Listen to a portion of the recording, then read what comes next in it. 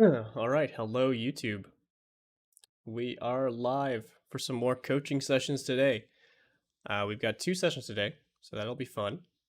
And our first student is going to be a returning student, Ogara, and it looks like they're ready to get things started. So I'm just going to bring them up right now. Hello. Hello? Hello. Hey, how's it going? Hey, are we live? We are Yes, we are. live. Just went live on YouTube. Ready to get things started? Yes. Oh, yes. I'm so ready. All right. So start sharing my screen now. And we'll get right into things. So we're finally seeing the diva, The uh, Diva, indeed. the Well, at infamous least in diva. the last, yeah, it exists. I think last map I play some Zarya, but yeah, most of the Okay, time I play the first time. I chose this one, well, for one, because it is actually Diva. hmm And I thought might be interesting to look at that a little bit more. Then because it's a match that I in the end up losing, and I'm not sure what I could have done to change that. for sure. I mean, obviously I know that I made some mistakes, but like in the broader sense, I don't think I was the You weren't holding the team back, but maybe there worst. was something that you could have done to propel them forward. That kind of Yeah, situation. I think I did good, but I know I could have done better, but Yeah.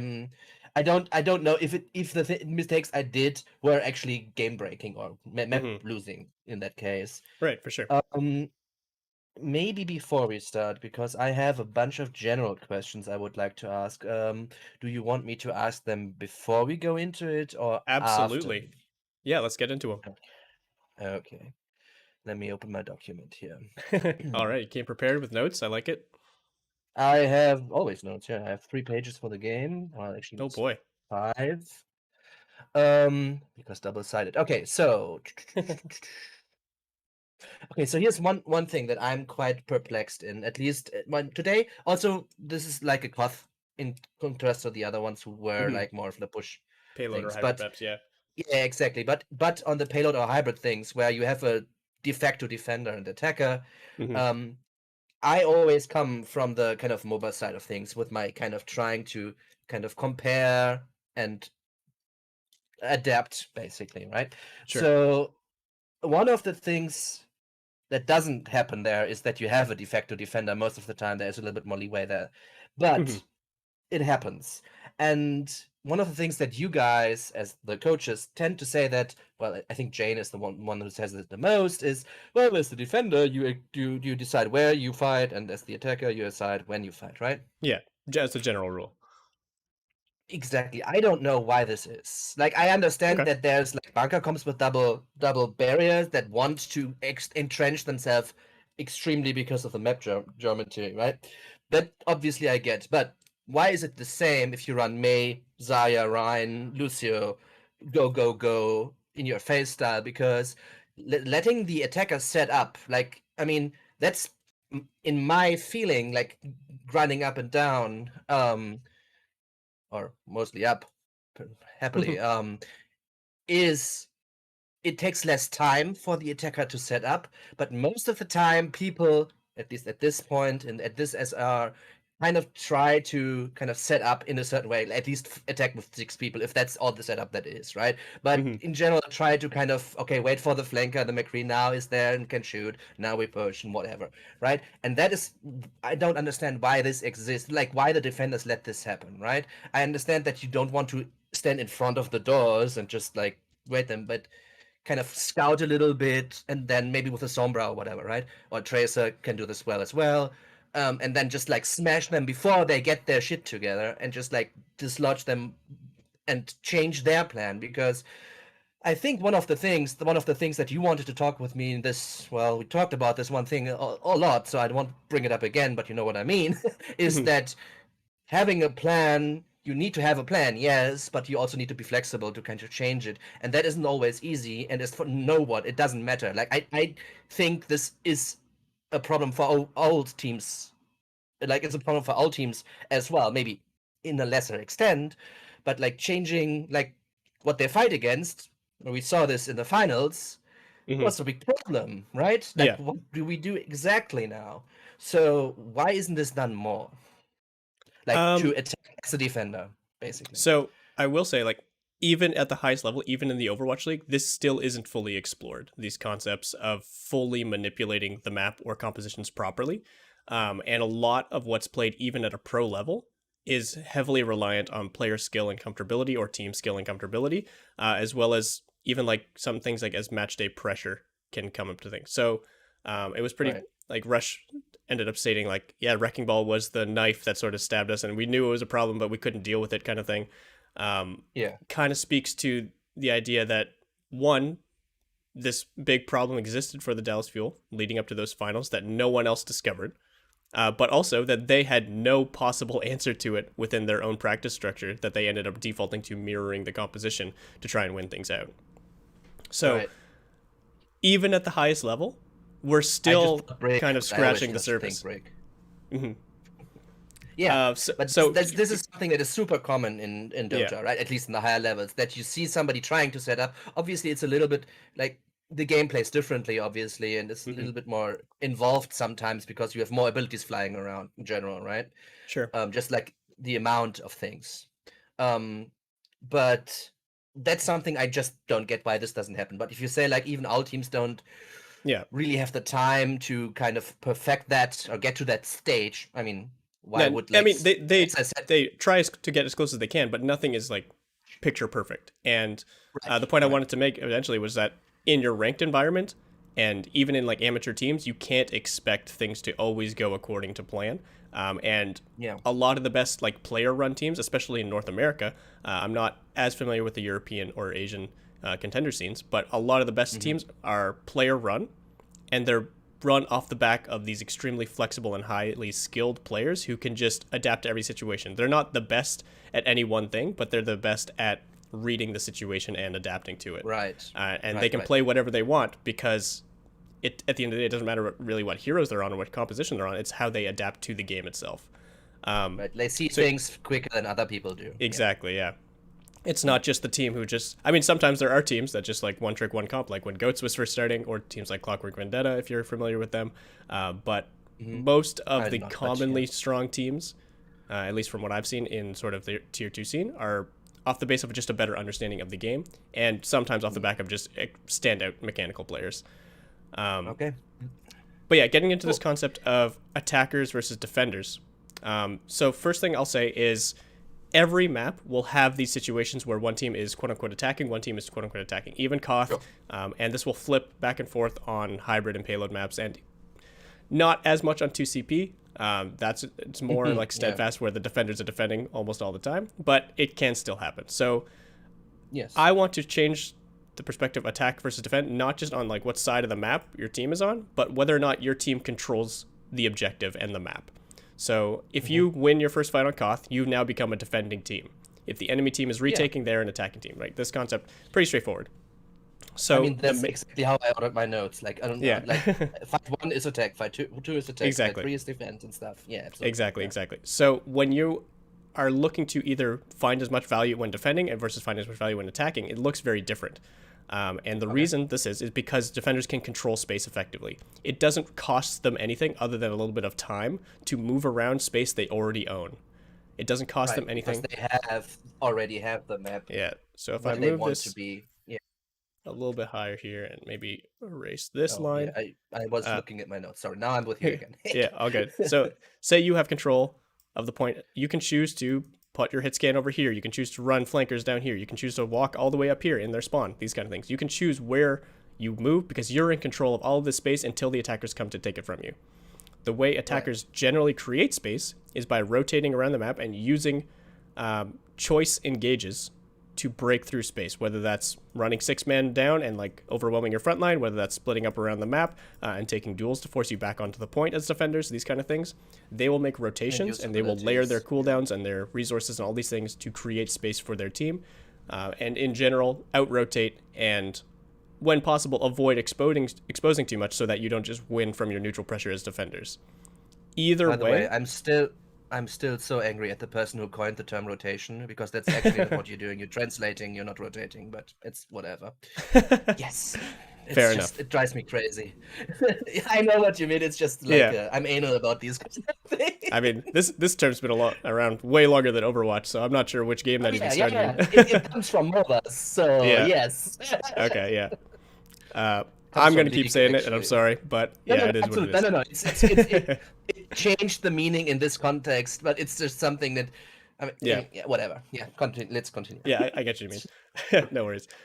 So yeah, generally these are the kind of things you're going to be prioritizing when you're in one of these two positions. Keep in mind again, this is from a macro level, from a team perspective. This is not necessarily what Yes, every individual is doing. Yada yada yada. absolutely, obviously. But like So, that's what goes back to the question that I asked in Member mhm, Monday, right? Because like the question about zone of control, which is like a team concept, not a personal concept, and like the do I play more of the zone of control for the team or do I do the singular thing as a person, right? Which maybe gives me as an individual more mhm, value, but exposes my team more, right? yeah, and again, like there's no 100% right answer in any situation. It's always Absolutely, yeah, if this worked, did it work because of solely what you did, or because the team was also ready to follow up, or because of XYZ things that happened from the enemy team? yeah, yeah, There's always so many exactly. variables. But yeah, that was just generally to address like why defenders, because they control the space, they can choose how they set up and how they're going to pressure neutral, how they're going to scout the approach from the attackers, and attackers choose when, because if they decide not to engage, if they walk out 6 people, see that you've got hit scan members flanking around them, maybe they choose, okay, let's not take this engage. They back out and rotate this way instead. That's them choosing the when. Right. Which kind of goes back to the Jane thing where he had like the people fight on what was it, Shrine or Mm-hmm. whatever. Like one on the left, Yeah, one on the right, and he the took a infamous yeah, yeah, shrine. 1 million games to win. Yeah. Yes, All exactly. right. Okay, next question. Your homework for me was duo queuing, and I think it was very, very interesting. But the one thing that I was missing is kind of what my learning was supposed to be from it, right? What was Mm-hmm. I supposed to get out of it? Because what I did was I met like two different people. Both of them were supports. I'm dual queued, not triple queued, and it was fun with them. But what I kind of got is like my mindset changed, and I wasn't as kind of laser focused on or try to be laser focused on the game, but it was more like a little bit like on a more social kind of experience, right? And I dropped 700 Oh SR, wow. and I was busy.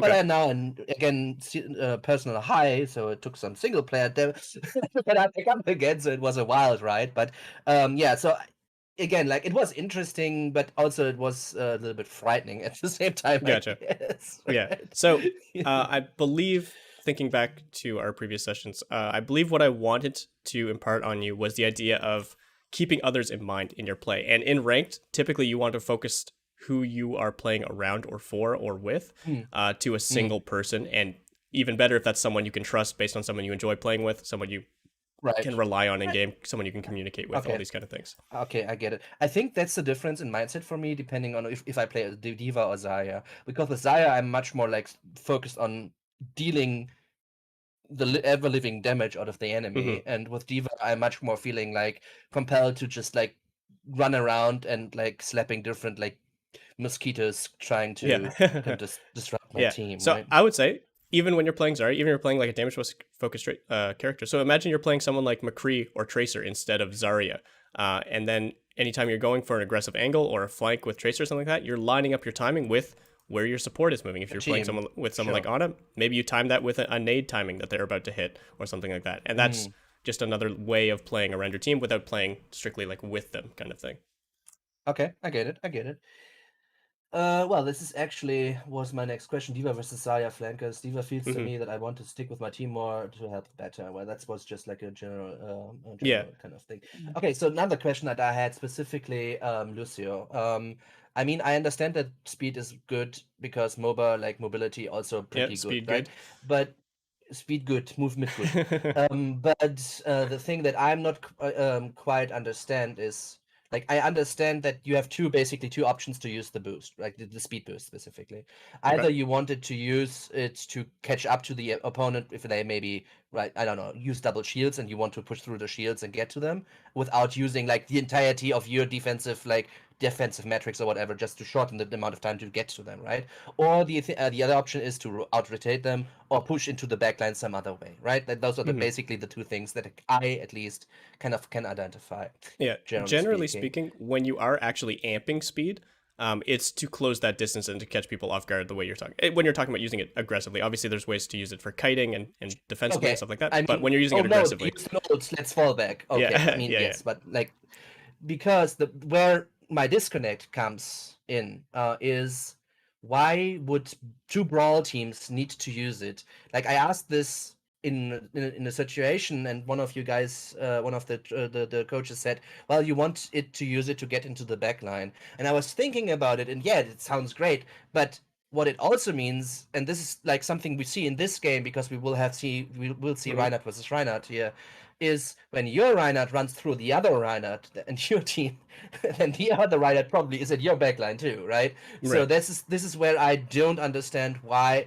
I mean, if the map geometry isn't set up so that the attacker can use it to out rotate, as you said earlier, then it's like it tends to really the two teams clash, and then I feel the Reinhardt should never really just run into the backline because that's extremely dangerous if the enemy opposite Reinhardt then also is allowed to just do whatever he wants, right? Yeah. So Lucio speed, much like almost any other resource in the game. So first I'll address why Lucio speed is so good, not just because of mobility, but because it's a cooldown that's tied outside of the members that are going to be finding value during the speed. Lucio can speed, and everyone else can save their cooldowns and use those to finish kills and stuff like that. So the reason amp speed is so strong in a lot of situations is not because you're just fast, but you're fast in the most important moment when everyone else has their cooldowns available and you can catch someone from the enemy team off guard. In close enough to mirror matchups, and you can think of a mirror match almost just in terms of tank line mirrors, it's not always about making big plays. A lot of the plays comes down to not making the first mistake. And then the team with Lucio can punish the enemy's first mistake faster. It ups it. Yeah, it ups their time to kill, these kind of things. You don't just speed into the enemy backline right off the bat. That is poor use of your cooldowns. It's fine. I got it. Okay, thank you.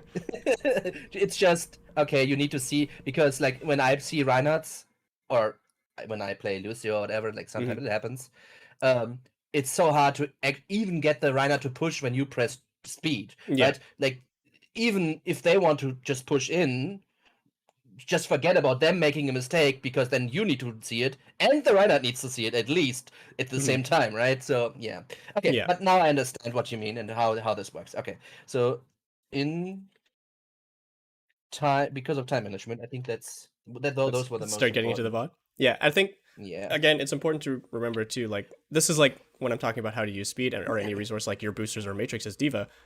This is like potentially optimal ways in a team setting, in a coordinated environment where everyone's playing quote unquote properly. But in a ranked environment, there's going to be tons more mistakes on both sides of the teams. So it's usually better to stay conservative with those abilities until you see those moments. But it's also very valid to also just say run it down, because sometimes a team's uncoordinated and can't respond to that level of aggression. Absolutely. No, I do understand it, but I just want to have the understanding of what should it be, and then you can just like extrapolate for, or just like, I don't know the English word for it. And apply it's basically just the whole idea of tempo and posturing and neutral fights and that kind of thing.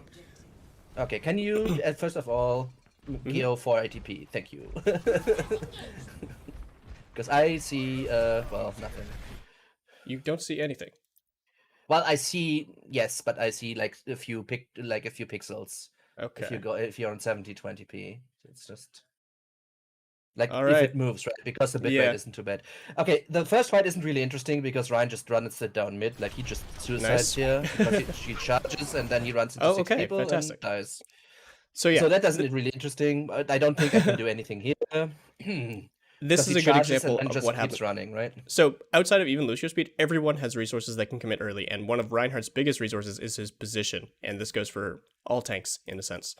So this is an example of getting punished for trying to use your position or your resources too aggressively without any posturing from your team. There's no backup ready. Like you tried with your matrix, of course, but yeah, this is Ryan feeding. Yeah, then the second attack is also not very interesting in my opinion.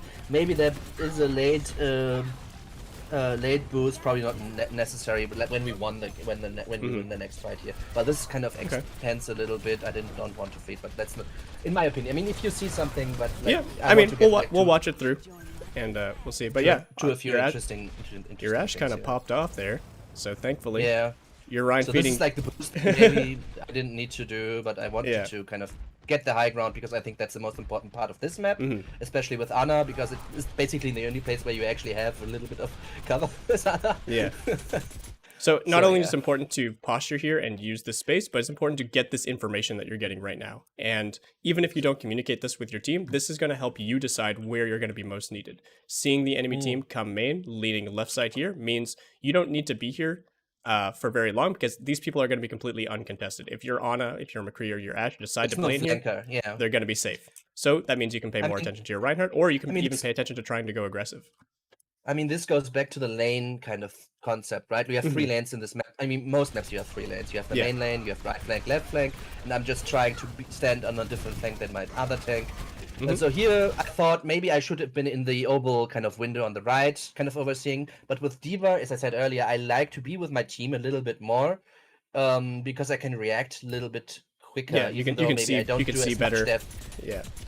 Maybe if I don't even maybe don't make as much damage because maybe I shoot a little bit more shields or whatever, right? So But yeah, I want to have a little bit better idea of what's happening, and I think I do this if I'm with my boys a little bit better. this is a good example of having basically two options for you, right? Where you can go the aggressive route, maintain this position, try to disrupt backline, and then boost back to your team to support your Reinhardt, or you rotate back, avoid as much poke as possible, play closer With to your Zarya, I stay supports. high ground Yeah, 100% of the time, yeah. but with D.Va, I like to stay with the team hmm more. That's just I personal think preference, I guess. I think you didn't need to make this choice right away. I think unless you're reacting to this diva pushing you out or someone like poking you down I mean, I was explicitly. getting shot, so that's Yeah. basically why Okay. I wanted to Yeah, stay this with is my fine. team, wanted to have my healers in my back, and as I said, like D.Va in my. I like them as well. Yeah, it's good. And it's again, it's good that you were even here in the first place to give yourself that choice. That's what's most important. Yeah. And So yeah, then really we good just, timing like, to eat shot all the them a little aggression bit. on the Ryan. Yeah.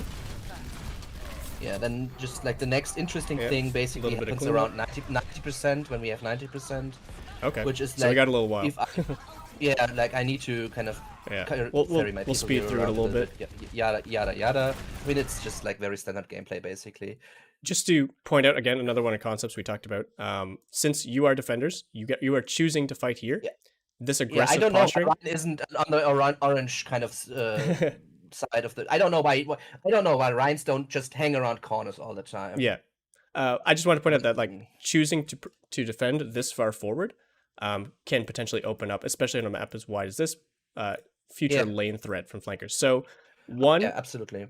I think it's actually good that you're posturing with your Rhine here because if you try to play too spread out right now, you're not going to have the resources to either I know it's absorb the this frontline pressure yeah. or even get supported on these lanes because by the time your supports are rotating back to help you, they need to get like all the way back here. So Yeah. bit of And an I needed awkward to catch. situation, but yeah. This is actually a game where there was quite a good amount of communication, and the Okay. McCree actually asked me to carry him through. That's also. Oh, nice. I mean, Yeah, yeah. in which case, yeah, perfect. so here, basically falling back, doing a little bit more. In that situation, I'm DPS not sure doing you good needed things. to. I don't think you needed to boost back right here.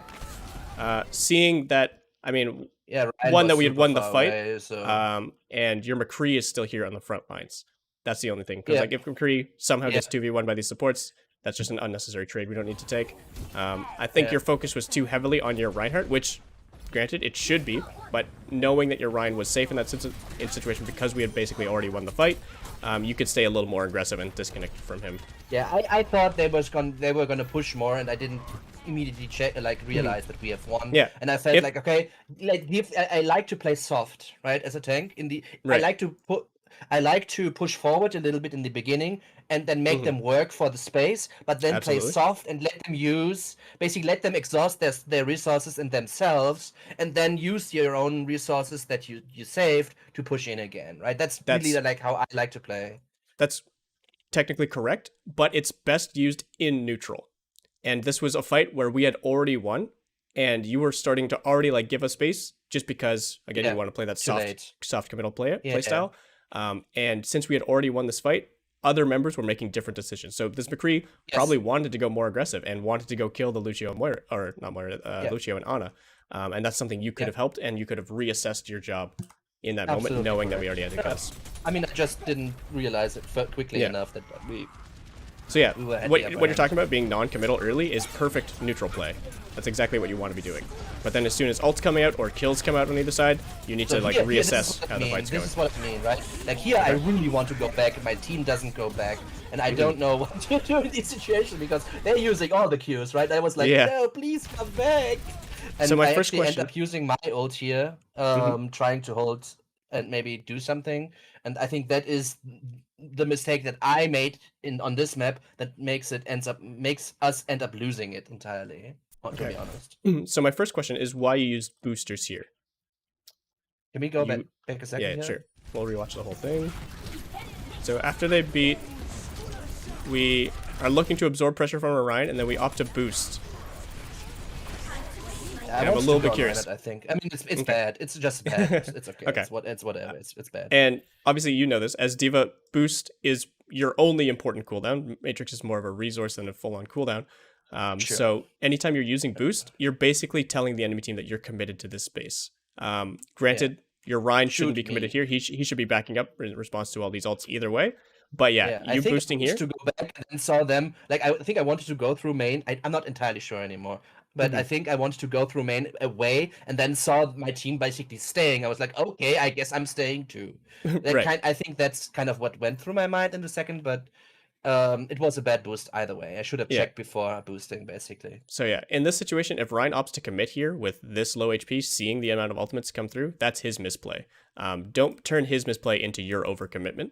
What you can do in this situation, know. if you're trying to stifle their approach, is you can still do this kind of boost, or maybe a boost like this where you boot people away and then you 180, get back onto the low ground, get back into LOS of your healers, Keep that it kind of thing. space. Yeah. Yeah, Cool. because Cool yeah, idea. this is Yeah, an nice. overwhelming amount of resources, and unless we are able to immediately capitalize on the shatter, which obviously we are not, it becomes very hard to stabilize.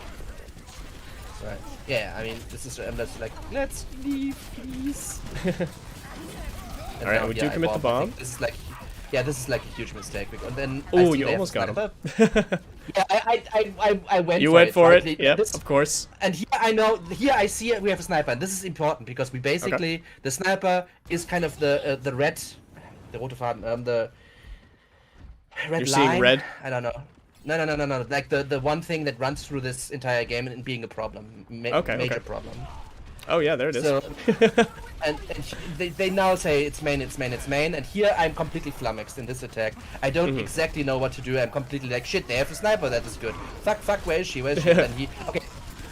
A second back, this is another good example where what I mean with Ryan pushed through, let his Ryan go in and get free access to us. He shatters the entire team, we lose the fight, right? Basically, that's what happens. But I also don't do anything, and that's what I want to focus on, right? I was completely kind of lost. Shit, they have a sniper, they already got a pick. Like, what's going on? What am I supposed to do at this point, right? So right now, again, think about attacker versus defender advantage. Right now, they have control of all of this side of the map, basically. And their sniper can play wherever she wants. And until you identify where that is and close enough distance without using boosters, matrix, losing shield, these kind of things, you're never going to be able to kill or even get on this Widowmaker. I think the Widow in this position is basically impossible for me to deal with because of this map specifically. So this doesn't become your job. This becomes a team job. And think about what we talked about in terms of what our focus should be when we're attacking versus defending a map. When we're attacking here, we need to make a team-wide rotation that exposes as little as possible and lets us choose our engage. So Ryan Shield is great for that. Push top. So it's absolutely fine. I think it's pushing top is the best. But yeah, okay. It's another thing we see, like team splits again, and the Ryan pushed in, so it doesn't really work out, and like people peak. Like I literally said to the McCree, "Be careful, don't give the Widow sideline." And he's like, "What?" The bomb gets banged in the head. I was like, "Okay." So yeah, there's a lot that goes wrong here before you're even able to do anything. So like the McCree gets picked off but rezzed. At this point, we need all of our team ready to commit into this space because this is space that doesn't favor the enemy Widow, and it's space that we can take relatively easily. Like we've already gotten this far, but to push through this choke to challenge their Rhine, we need to coordinate cooldowns. That means you matrixing our Ryan so he can swing, maybe McCree going for a flashbang, making sure our Ana is there for healing and nades and sleeps, that kind of thing. And then maybe as well, like we have an Ashe throwing dynamites from an off angle or something like this. And this This also is a ends up me team-based not play. tracking the enemy. And here's also like a good example where I don't track the enemy well enough because the Widow's actually main. She's shooting through through the kind of gap in between the big kind of drum in the middle here. Yeah. She's on the other side of it from us, and I didn't know that. I was still thinking she was main, and people honestly, were saying, like, "Okay, this is really good for us that she's here because our tanks moving in here will completely deny any damage she's going to do onto our backline. Versus, it'd be way scary if she was over here, like shooting across the map. So That's this is why actually, I was so concerned with this window there, right? It's like, yeah. Ultimately, though, you can't spend your whole time here. You can't spend your whole time hunting the Widow. You need to be focused on the rotation, doing but then once good we've stuff. set up our team during the rotation, or sorry, translation, then we good, can man, look. it's good. Then we can look for a win condition. But we haven't even set up the team fight yet. And this is an example of the defense team just winning through neutral. They won through a pick. They won through our Rhine overextending because we didn't rotate properly and we weren't ready to follow them up yet. And then they win, of course, by just finding this free shatter. So ultimately, like, this wasn't on you, but just to give you an idea of like how it theoretically could have gone, all we need to do is play a little slower as a team, not just on you. And yes, respect the Widow, but don't tunnel on the Widow. Focus on setting your team up as well as shutting down the Widow. Eventually, you'll get to a point where maybe, you can boost on the Widow and 1v1 her and completely take her out of the fight or even kill her. But that point is not at the start of the fight. Yeah, also she's not where she is at this point. And here the anti-nade is the only interesting thing. I did even watching the rewatching the replay. I didn't see the anti-nade. We lose this, by the way. Oh no. Even watching the replay, I didn't see the anti-nade, and I just basically DM'd the fire strike, right? And then immediately afterwards the anti-nade comes. I don't know, like I really want to do like stuff here. Like I think now you can just see there's it the mages there. But it's just I didn't see it even watching the replay. It's just like, should I just like hard locking the diva matrix there? Or? I think we mentioned this a little while ago briefly about like when you use matrix to just like tap on important cooldowns or when you want to hard commit it during an engage. And this situation, even though your team has a hard time following up the space, is where your Rhine is hard committing. And if Rhine is the one you're focusing around right now, this is where you would be hard committing. That's the one who gets shot anyways. Yeah. Okay. So well, even if you weren't looking for this nade specifically, like this is where he wants to be swinging, and even if it's just damage you're eating, this is his biggest opportunity window. We can eat the nade, we can eat the helix, and all these kind of things. But even throughout that, we do find the kill, and Ryan charges off the map. Yeah, I was like, what? Okay. Yeah, we take those. And then Reinhardt runs past. And here I see Sniper, and since he's the problem, I want to get to her. I say to my team, okay, give me a second until I get Sniper, and immediately Ana gets shot by her. So when you do opt to commit onto this Widow, so you see her here, I would say I'd like to see a bit faster movement from you to address this threat. So right now, so from here on out, I guess after making sure they're okay doing this grab, getting healed up a bit, getting them... I'd like to see a faster movement onto this Widow. You know this is your job. So immediately getting this health back, but then also you only like half commit the boost here. You don't actually try to get on her, and you're not sure exactly where she is as a threat. So at the very least, boosting to get more information and to get further onto your like target. Up a little bit, like to get a bird's eye. Yeah, or saving your boost and just like walking this distance and then boosting directly into her to get the extra damage and the disruption and these kind of things. Also, against a target like Widow, saving boost can be even more important when she has grapple available to get away. But your cooldown is much shorter than hers, and if I would say even here, you can commit to going to kill her. At this point, you've sort of committed your presence over here, either way, for better or for worse. And I think you kind of need to find value here in order to benefit your team who's fighting on point. If you opt to play slow and give up the space right now, it's conceding the space back to the Widow. She's going to be able to retake this angle, not only her, but the soldier as well. And you're still going to have a hard time getting back to your team. The only other option I would say is to play to pocket your Ashe to take this duel versus the soldier. Okay. Interesting. Yeah. Let's see what I do. I mean, yeah, disrupting the soldiers, still good. I think once you booped him down here, we don't need to commit our space down there right away. Getting in his face, good. Nice. Yeah, overall, that was good. So yeah, I was worried that you were going to give up the space entirely, not take off pressure, and then try to get back to your team. No, I just didn't but want this to was good. overextend into the widow with the soldier already shooting me. That was my kind of... But now we get her.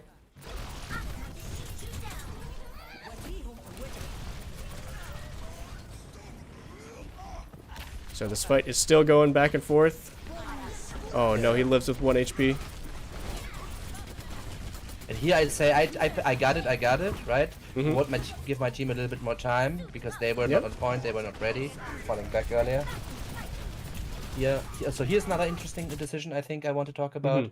Going like 2 seconds back, I'm standing basically seeing the shatter, I think it was. I didn't hear it, but I think Let's watch. what caused them. Yeah, so we shattered.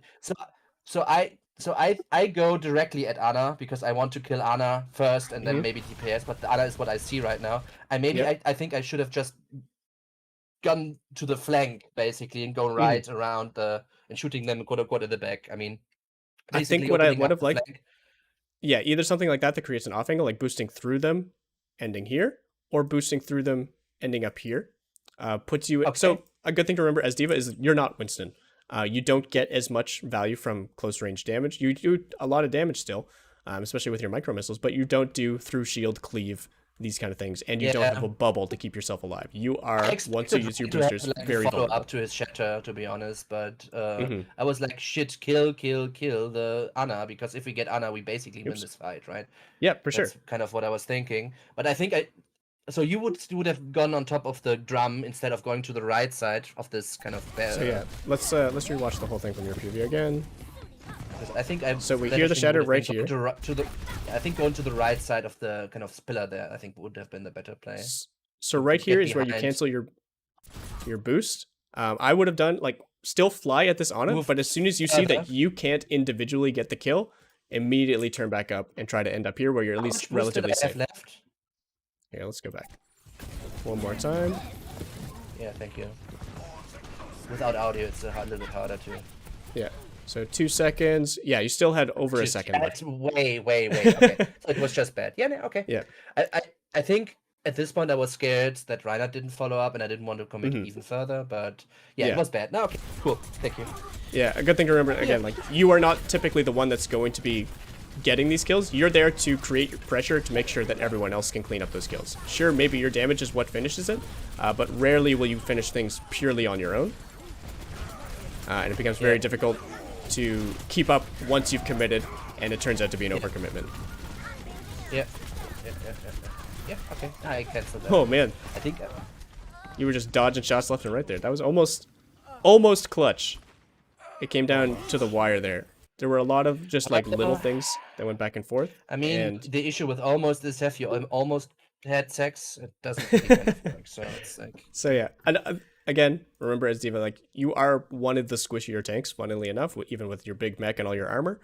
So hard committing to a space like this needs to be guaranteed value, either for you or for someone else. And if you don't see that directly on your screen or hear it shouting in your ears from your teammates, GTFO. Yeah, get out or go to an off angle so that even if you're not getting kills, you're still finding pressure from over here. And maybe they turn to kill you, and that opens up space for your hit scan to find some kills or something like that.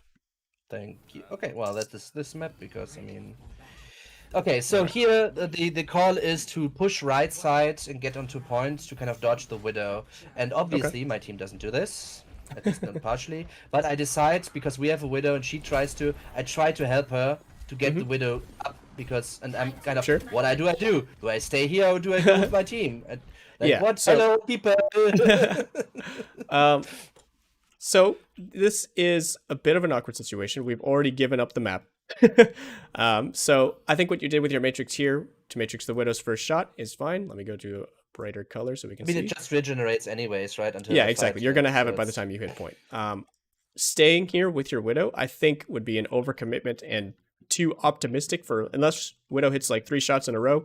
Because you had matrix there. Like, I don't have the DPS, right? They can just push us in. So ultimately, we want Widow to be this side threat, the separate threat, while the real threat is over here, and then they can't ignore both. That's the general situation we want to line up. Same goes for any Yeah. flanking DPS like a Tracer or Genji think I or would any prefer- long range damage.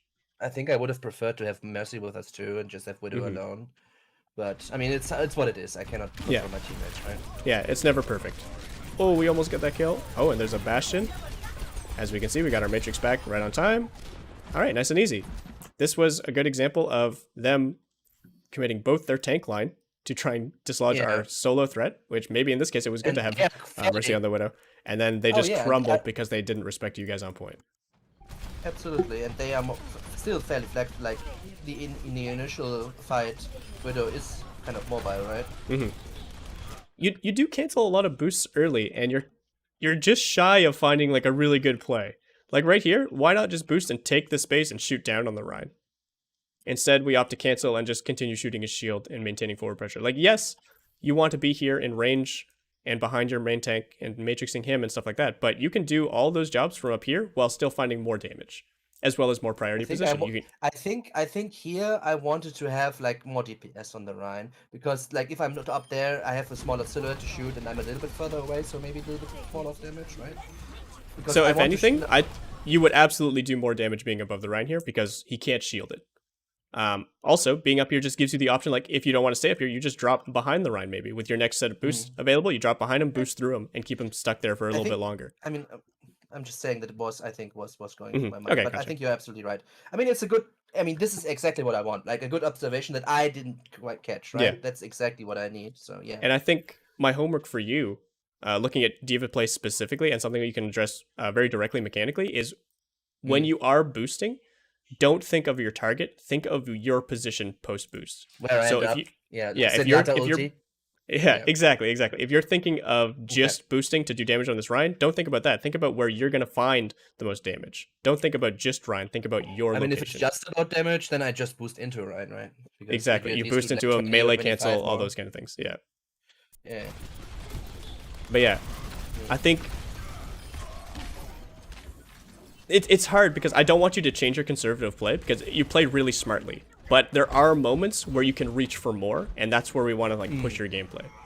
So big part of that is when you're boosting aggressively. So here I'm basically waiting for like Sniper to know where she is, and then.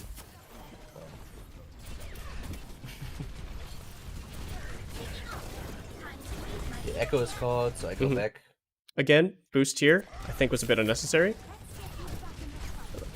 Did you cross any distance you couldn't have crossed just by walking? Did you block anything you couldn't have blocked by being here? I think you could have eaten these sticky bombs even from where you were standing before if you just walked up to follow the Rhine. Right. And then when you see Echo use shift...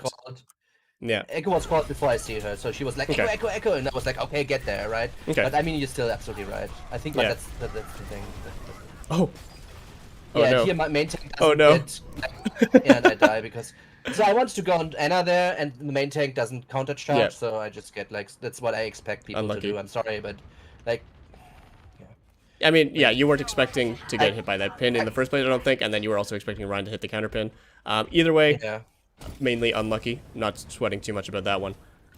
It's like whatever's.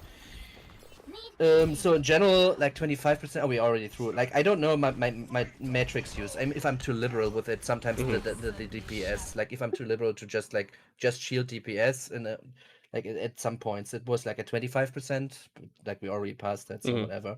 Okay, here, let me go back. That's something that when we were at 25%, so here I end up kind of before that. I mean, even if he doesn't counterpin, I expected him to get sucked into that.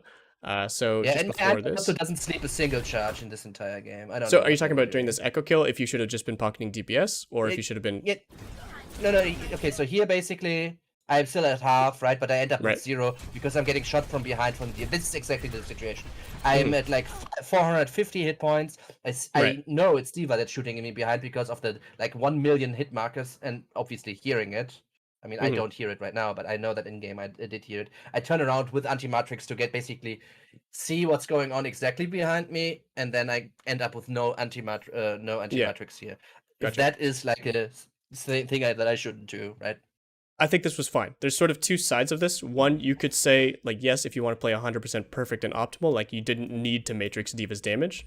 But in the grander scheme of things, and I think what you were reading into was the enemy team just made an aggressive play, notably around their Echo. We punished them for that aggressive play, but we're still living with the aftermath of it. We're still living with the damage that Echo put out. We're still living with the positioning that they took during that play. Okay. So it's better in those situations to maintain that conservative play style, maintain hit points, maintain stability, all these things, maintain cooldowns. Like you wouldn't want to be boosting aggressively right away kind of thing if you didn't know what the situation was.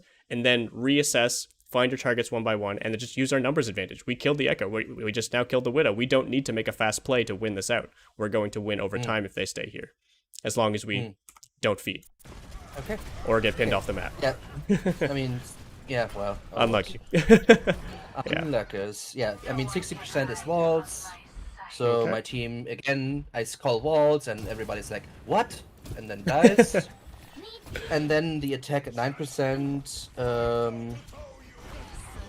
My goal were kind of kill Widow first, and then healers or DPS, whatever is kind of really good isolation kill. presenting themselves. Yeah, I mean, on this map it's a lot easier, obviously, right? Because, Yeah, a lot more access to the target. yeah, and here I die because I'm an idiot. Whoop. Big bomb, though. I think the bomb was a bit early. I think that's what you might be referring to when you say idiot. And I think you could have gone for something a little more creative. I think I don't need to die there. I mean, they were pushing. I think I'm fine with that bomb because they were pushing, and I really like to use the bomb to either split the team, and especially it's hard for people to come to the same conclusion if they already made a decision. Absolutely, and then something happens to disrupt that, right? So that's why I like these bombs the most. Like, put them basically where they are right now, and there's not a lot of like cover for them, right? So they either can decide to fall back, wait it out with Rhine Shield, right? Or just like commit and then turn around or like get into cover or whatever, right? So that's, yeah, absolutely. That's why I like these bombs in general. But why? So you think it's a little bit early? Okay. I think. What would you have liked? So, I think you hit like Q a little bit too early. I think you could have maintained boosters and then been more direct about where you wanted to place it. Maybe like ending upwards. So where did you want, if you had to draw on the map right now, where did you want your bomb to end up? It's around where the shatter hit, like the hammer kind of, around right there. Okay. About, yeah. And yeah, right on the money. So this was a really good position, but I think you could have, one, exposed less Baby Diva time, maybe even gotten somewhere like up here as Baby Diva by being a little more strict with your timing. So like if you, right at the end of your boosters, granted, like this is such min-max territory and very nitpicky stuff because the timing, as it turns out, was near perfect to get these kills. So, end of the day, you did something that paid off. But I think the decision making going into your bomb, like you also still need to keep track of what your active threats are. If you're gonna die in Baby Diva because there's a Diva and Echo on you, maybe you need to rethink where you're ending that bomb. If you are aiming for a specific area, the bomb went there where I wanted to, and that's what I was thinking about. Not where I am. Again, like that's really good, and that's already like a hard skill to get half the time is to bomb exactly where you want it to. But okay, nice shot McCree. But yeah, there's always a little bit more we can be doing in those situations. Yeah, as I said, like here I was looking for first Widow and then DPS or this was really good. Healers depending on who's on the position. Notice how much value you got from this high ground as well. One, they can't do anything about you. Even if they wanted to do anything about you, they'd just be wasting time and giving up space. And it's giving you a ton of opportunities to pick and choose your targets, choose when you use the boost to go in, and commit onto the Rhino Echo as we saw. High ground's the best. For sure. So yeah, want to see more of that. Every time we're boosting, even like mid-fight when we're boosting, give yourself more options by ending on the high ground. Yep. Okay. Yeah, we take it. Even more. Good round. Good round. All right, going into Mecha base. Okay, and this is where we swap onto Zarya. Yeah, I think Zarya is like pretty good on Mecha. I mean, Diva is also pretty good, but Zarya is yeah. You like Zarya more? So here? first, I think I like Zarya like a little bit more here. Yeah. Because I also wasn't super afraid of Widow here, and if Widow is a big problem, she's so far away for Diva that I cannot get there. Well. So there's a few things. I mean, just to talk about the map briefly, like any fights up here, Zarya's going to be huge because of the easy like short flanks and ways you can maneuver around this pillar. Really ends up fighting a lot, I think. Yeah, like of the course. super flanks from like soldiers and widows and whatever. I don't think as a tank, if you're not maybe ball, you're not really able to kind of contest them anyways, right? Like if you're fighting up there and then up top in the top left, in the shoot, or in the I don't know, lane 3. I always say on the coastline. I don't know what I Sure. would call it. Like down here. Yeah, if Widow is there, then you're super far away. If you're on, was it Yeah. Z or? Yeah, so anything up here I think would favor Zarya. Anything around here would favor D.Va just because of the closing distance, the high grounds, all that kind of stuff. So yeah, as long as you understand where you can be strong as a hero and you play to those strengths, it doesn't really matter which you choose. They both have their merits. We'll get to that because I actually play pretty poorly here, I think. All right, let's see. Yeah, so first attack, I'm not really sure what to pressure, so I want to stick with Ryan, usually early on a little bit more, play front to back, as long as I don't have much energy, and when I have energy, then I look for the flanks. Like obviously, again, as we spoke, here Ryan feeds again, and he doesn't get stepped, right? That's what I mean. Like, I cannot do anything for him anymore, and like... no, you did your job. That was fine, and you tried to find value even after Ryan charging. I think what you did was actually really good. So we win this. So here's an interesting question that I wanted to ask about this. I decided to go back a little bit because my resources were low. I was shot a little bit, but my Hanzo, there as you saw, decided to push, right? And I don't know if I fell back too far here, maybe. Because we got one pin here, a pick here as well. And I was like, oh, need to heal. And then, oh shit, he's there. Let's go in front again. Like, maybe I fell back a little bit too far here. I don't know. So yeah, let's watch this whole fight from Hanzo's POV.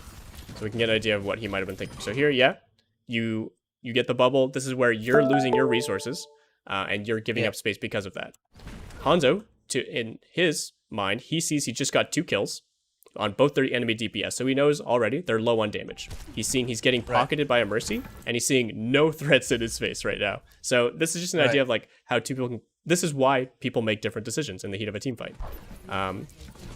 And even, to be honest, like seeing these threats, like you see him backing up a tiny bit, but he knows his effective range is longer than theirs, so he can maintain this space. And if they start walking at him, sure, he'll back up, but this is a good, I think, overall good positioning and priority from him. Not to mention some good shots. So I think what you did was fine. I didn't want to blame him, right? I really was just asking, like, did I fall back here too far because like it was going better than I anticipated, maybe? Because I was like, fuck, I'm getting targeted, I'm getting shot at, I see 2 people, I don't have my cooldowns. I didn't get the pocket here from the thing. I obviously knew that I had the Ana here, and I was like, let's fall back. Let's wait for the cooldowns. We have a good position, and then push in with like overwhelming might. Basically, that's kind of my mindset here, right? Cutting back around this corner here was already enough to get them off of you. I think going back to the health pack was the unnecessary part. But you were right to fall back and give up space, and then be ready to push back in. Ultimately, I'm not sure if you knew who you still had with you on the side ground, if you knew you had both Hanzo and Ana with you, these kind of things.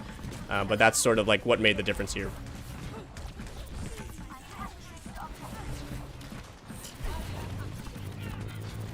Better Zarya wins. Ooh, would have liked to seen a right click, either right after her bubble or to get the kill, but we get the kill. I know. Can't complain too much. I called up for Mercy and she dies. It was so sad. Okay, here's another interesting. I think I should have died here. I should have died to Hanzo. I should have died to Hanzo here. Super, like, right now I'm fairly fine contesting here, but I'm stayed too long. I think I should have gone with the Rhine here and pushed, because Hanzo comes with the respawn, and he shoots at me and he just misses. I should have died to Hanzo here in a second. Yeah, number one, there's no need for us to be on point right now. One, we've already capped the point. But even if we were still like contesting the point, or even if they had capped the point in this instance, this is not a situation where we need to leverage payload pressure in order to force a movement from the enemy team. They've already committed, so we need to focus on winning this fight, making sure that we kill this Rhine and we don't die. Going back to what you said earlier, where Zarya is strong versus where D.Va is strong. Now I'm at my weakest positioning wise, right?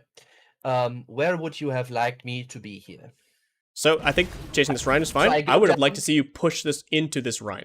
Okay. Right now. Then we are absolutely d'accord on that one. Yeah. Okay. Push into that right. Your bubble was coming up. The enemy teams, you know where their spawn is. Obviously, you know where their reinforcements are versus where your reinforcements are. So yeah, play towards your space because you don't want to be in this open space. Because eventually they're just going to be too far out of your range, or maybe they're just going to walk right in front of you and be perfectly in your range. And Hanzo just does miss me, because if you go into point of view of Hanzo here, this is so sad. He probably took like 5 or 6 shots. Yeah, let's see. It's super sad. So he does get the Ana. He misses his Sonic. He hits one of his Stormbow and a body shot. Yeah, it's so sad. Like So if yeah, I'm playing GM here, I'm dead, right? Like yeah, if that's this good. is like anybody who knows what he's doing, Yeah, like and at that's just least purely a positioning thing. yeah. So this is Just make why I sure. was Yeah. super angry at me. I think this is super fine, like searching the corner, right? And this Yep. Ryan, like, again, like he doesn't know corners. This is so sad. Okay, so what's next? So this death now, the second one when I grab here, Ooh. the dragon is called like dragon. So this is when I ult here the second, and no dragon because no dragon. I think where was our well, he didn't have dragon. That's part of He it. didn't have dragon. I know. Dragon was called. Dragon. uh, I okay. That's like, oh.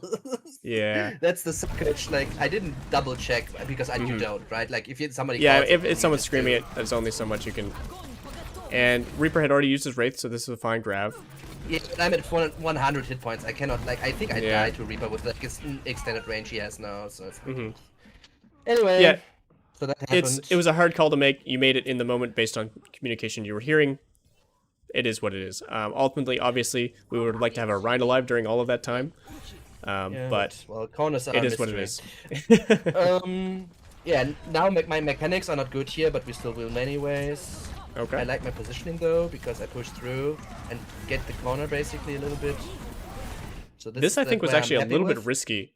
So you had your bubble, which was good, but what they were committing versus what we were ready to commit was not equal pressure. So, and this is because again, we're kind of still in rotation right now. If we were Okay, all coming back to the past the Hanamura thing, yes. yeah, if we were Little still bit too if we were quick. all past this choke and we were all like ready to kite back together or kite back this way and keep some space, I think your aggression would have been fine. But I think because our So, my backline was thought still back was- here. My thought was go okay, give me a little bit further out. A little bit further Okay. out. I wanted to go where Diana is. That's where I wanted to go first. Yeah, but then I you saw want to- that they were kind of okay. But then I saw them kind of moving a little bit like sloppily, so I wanted to pressure that. That's why I would throw it a little bit because And yeah, I you can find the only kill on the shoot- Baptiste. So I can only shoot right clicks from back there, where they actually are. Right, my left Yeah. click isn't far enough to reach. Where, And I for think instance, where the drone is. unless you were higher charge as well, like if you were already at like 50 charge and you had just a 90? bubble available, Yeah. then sure, you can almost guarantee that kill on backline. But even at this range, like I'm surprised this Baptiste died when you were just like very low charge. Yeah. This is Baptiste Exactly. misplaying more than you outplaying him. Oh yes. Oh, absolutely. Yeah, he gets But I saw the anti-nated. anti-net and stuff Yeah. low, so I was like, He's slow on the lamp. He 100% could have lived there if he played better. And then yeah, And now I get nanoed, and Oh. it's like, okay. 100 charge in nano. Let's see what happens. yeah, it feels pretty good. Where's my mercy? Yeah,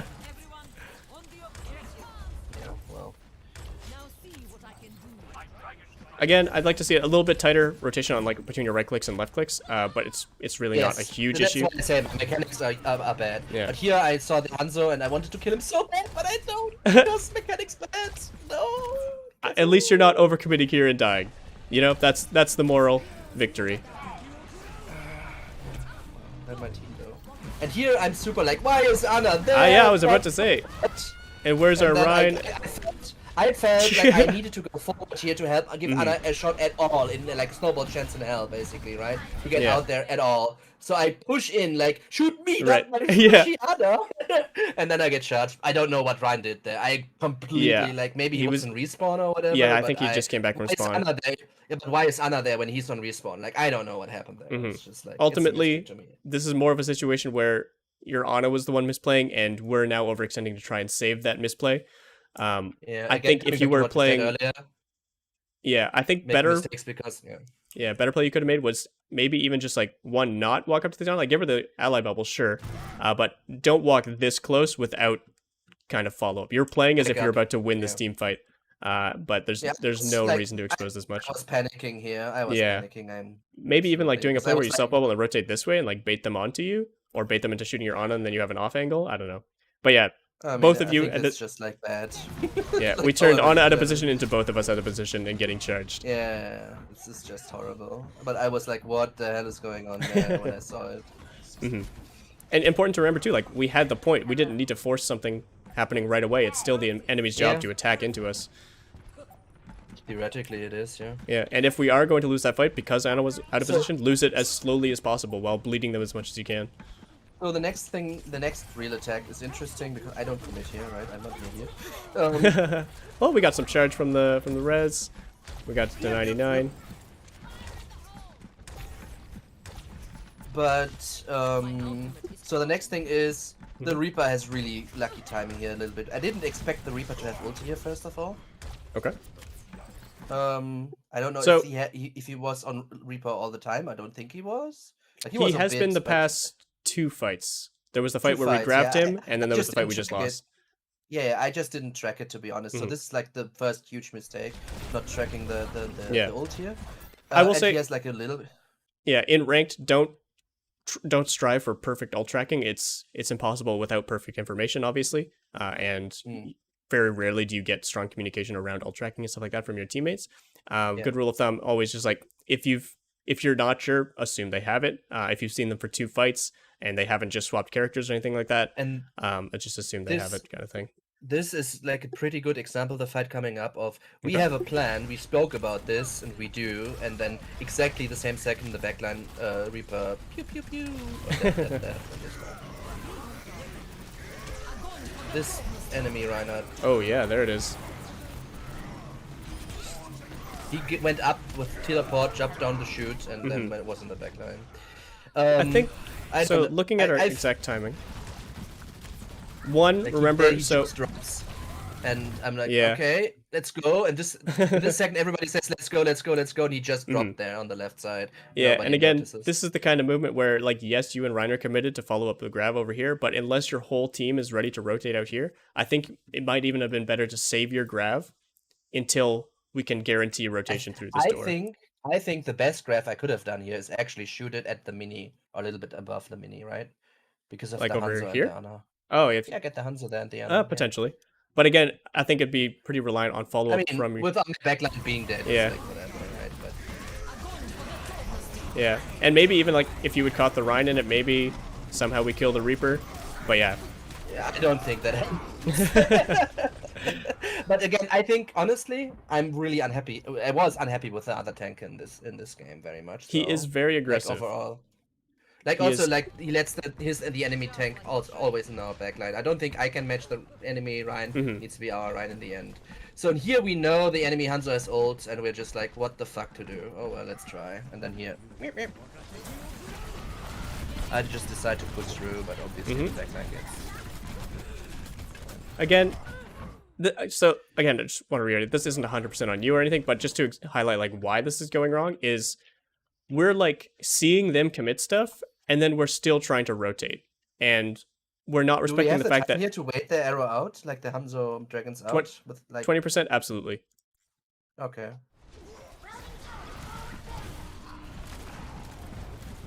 You see, like my dragon's down now; it's only 86, but at this point Yeah. we're in a really rough spot, and Yeah. No, I it's do fine, understand the we're time split, pressure and- for sure. But in this instance, at least, we didn't need to rush things as much as we did. And I've seen this in most of our retakes, like in our spot over here too. We need to, it's definitely more than a one-step process. It's not just break through the choke and win the team fight. It's break through the choke, then win the team fight. It's 2 steps Okay. at least, and usually resources are required for both of those steps. We need a rotation of bubbles, maybe even an ultimate to break through this choke. If that doesn't find a How- kill, then we need another set of how would bubbles, this another look? ultimate. So ahead, how sorry. would this look? Because this. So how would this look? Because obviously this map, these 2 chokes we go through here, one fight for early and then now the Mhm. second one, are extremely narrow, and the enemy has like different kind of avenues they can take to have Yeah. like left flank, right flank, whatever, right? So how do you actually like in these team comps would approach this? Like obviously you don't push into the dragon here. Okay, I get that, but like generally, what would the like the first team fight maybe is a little bit better of a but because we had more like resources in the first one, right? But what would be the kind of best thing for us to do to kind of secure the space and then win the team fight? I think that's where you were getting at, right? Force something out of the enemy front line before trying to rotate through. That will look like rotating with bubbles, swinging on the enemy Rhine, forcing him back, or forcing him to burn shield. And then, with our next rotation of bubbles, when he doesn't have the priority positioning, when he's not ready to pin and melee range, when he's not already swinging on us during the whole rotation, once we've forced him off this choke, then we rotate through. But we don't rotate through So with the intention of immediately killing backline. We rotate through with the intention of setting up our backline for future aggression.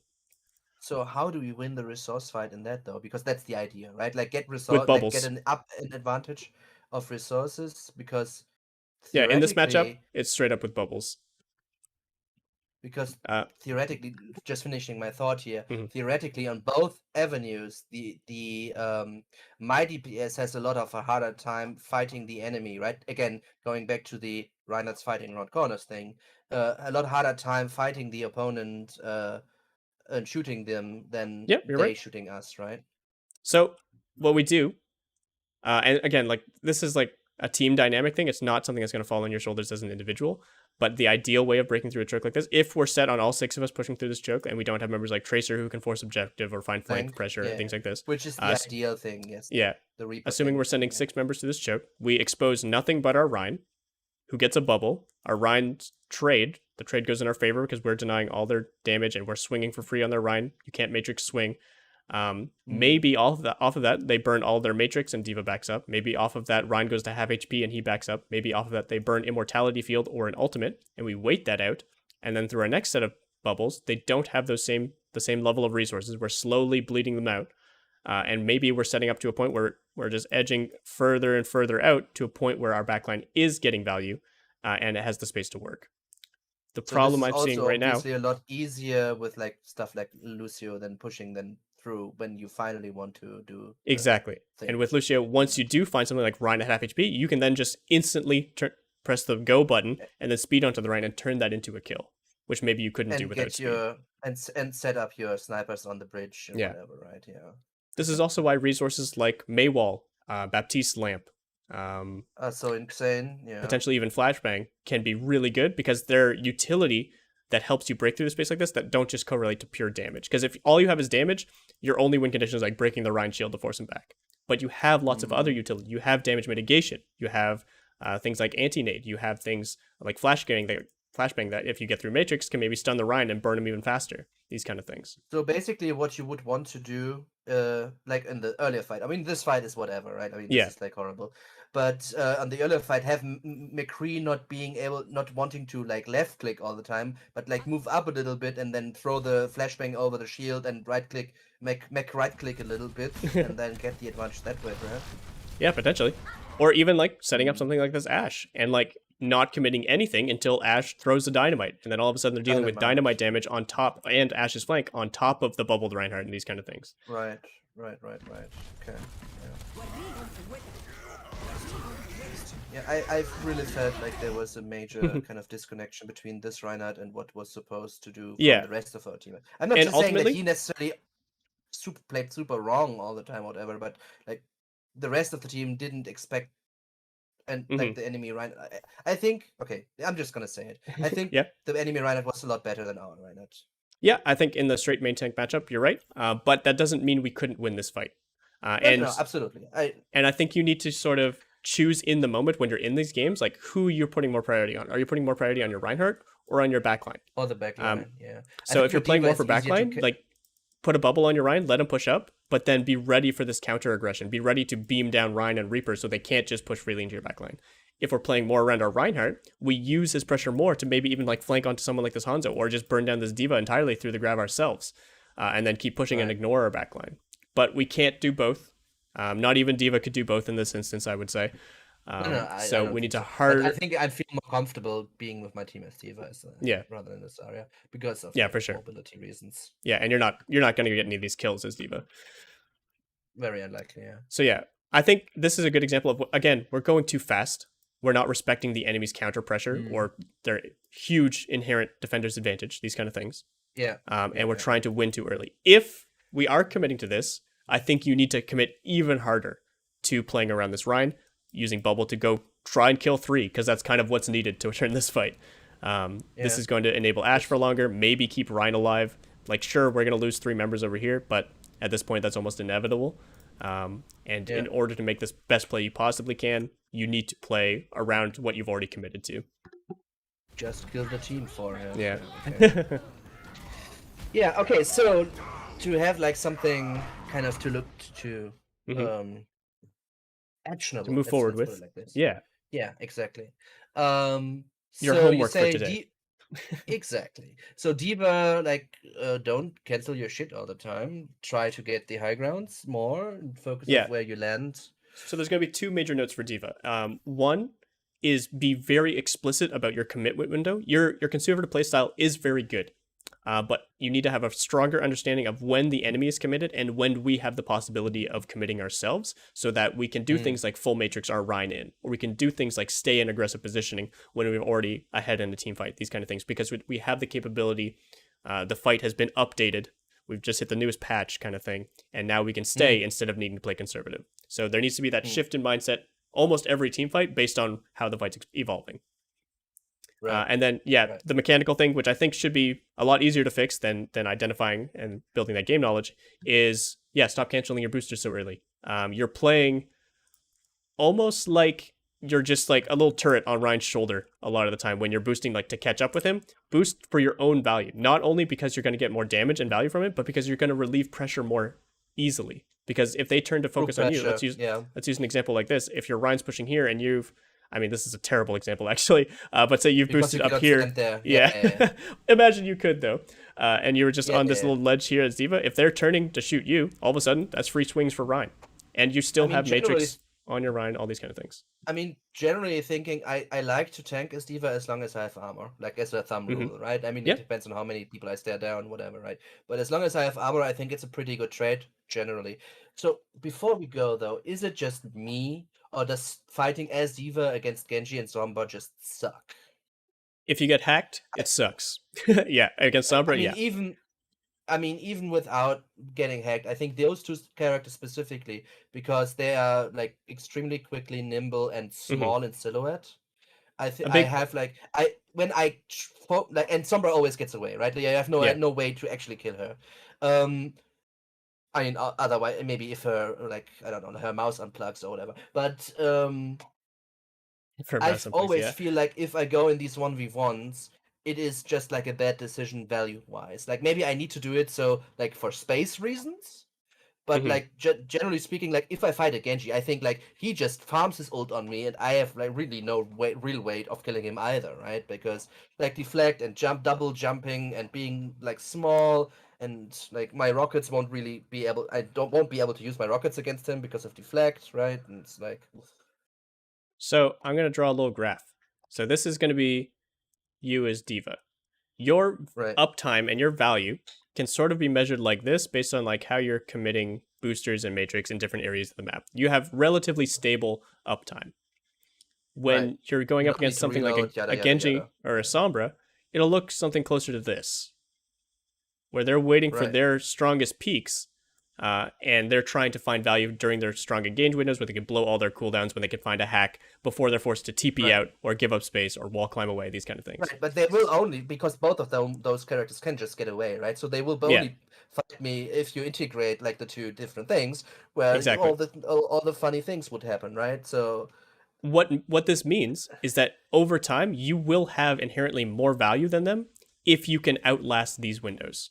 If you can deny value from them trying to get on your backline with these things, if you can deny them trying to capitalize on right. you with hacks or whatever, or farming you by playing closer to your team, and then they're forced out, then you can look for your more stable uptime or your more regular things while they're still, like, quote unquote, recharging. So my goal should be not to fight them for the fighting's sake, but fight them Hmm. and get them to concentrate on me, because Yeah, it just sucks deny for this me to window. fight them. It sucks for me to fight them because I actually will lose this fight, but it would be even worse if they're fighting the Ana or whatever, right? Exactly. Okay, So, I got and it. and when you say fight them, like you don't even need to commit to trying to kill them or anything like that. Just waste their time. Obviously, don't feed them a Yes. ton of all charge and just stand at them waving at them or anything like that. But waste their time so they're not doing something more important. I mean, pressure Knowing, them and do stuff, but like, see where you are. Do you actually help your team? Keeping them yeah, away from your team. exactly. Not, do you want to kill them, lol? Right? Yeah. Yeah, we're not that Okay. bloodthirsty. Maybe a Zarya, I mean, but I yeah, said, yeah, I kill every. As I said like earlier, I hate you kill Genji. everything. Genji can. You are a DPS. Yeah. Yeah. All Okay. right. Yes. So Yeah. yeah, Yeah. the two notes for Diva, like we mentioned, better read on those Mm, situations where we are able to commit, as well as when we don't need to play conservatively anymore. These kind of things, and the boosters. mm.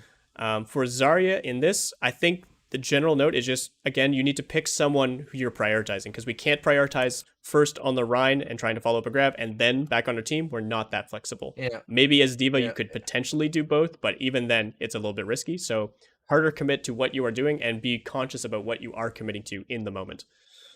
yeah. All right. I think that about wraps it up.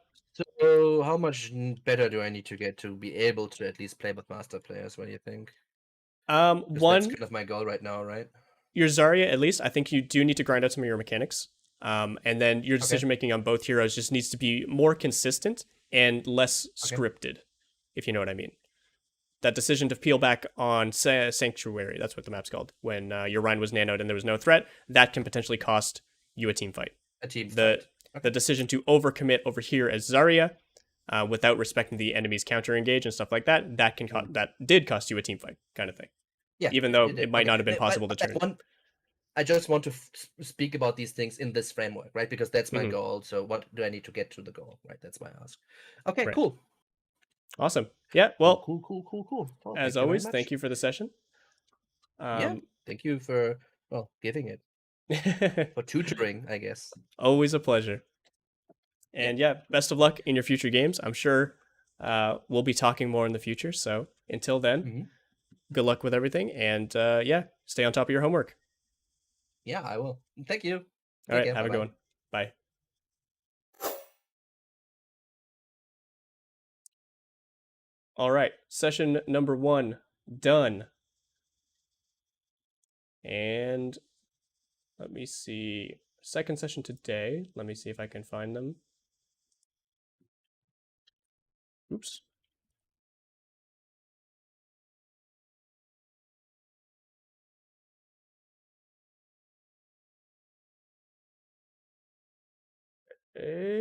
Next session is going to be with a DPS player.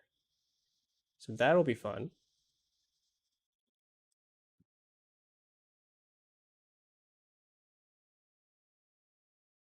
Just getting them in now.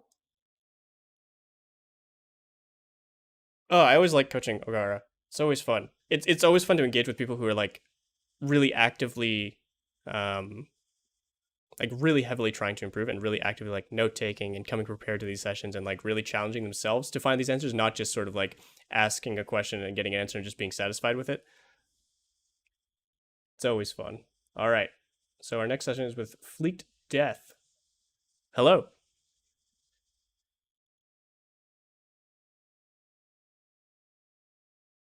Hello?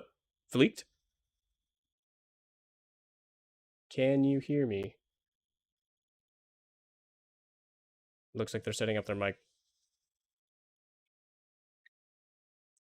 Ah, unlucky. All right. Well, as we're getting that fixed up, I'll load into the replay code. Hello, can you hear me? Hello. Yes. How's it going? Yes. I'm good. What about you? Good, good. I'm glad we got things working. Yeah, I improved a lot since last session. I don't know if you remember me, but I Mm-hmm. have improved a lot. Awesome. Yeah. I remember a big thing was you're working on your mechanics, and I gave you some drills and Yeah. stuff like that to continue on, right? Mm-hmm. So tell me a little bit of how that's been going. I think okay, so it's been okay, so at the first like 2 weeks, I was like getting a lot better, right? Mm-hmm. But then last week till this week, I've just been on the same level. I don't see myself improving on Okay. mechanics wise for some reason. And you're doing all this stuff like on aim labs, right? So it's like tracking your stats and stuff like that. Yeah. Okay. My stats are the same for like 2 weeks now. And Gotcha. I don't get There's any number of reasons that could be happening.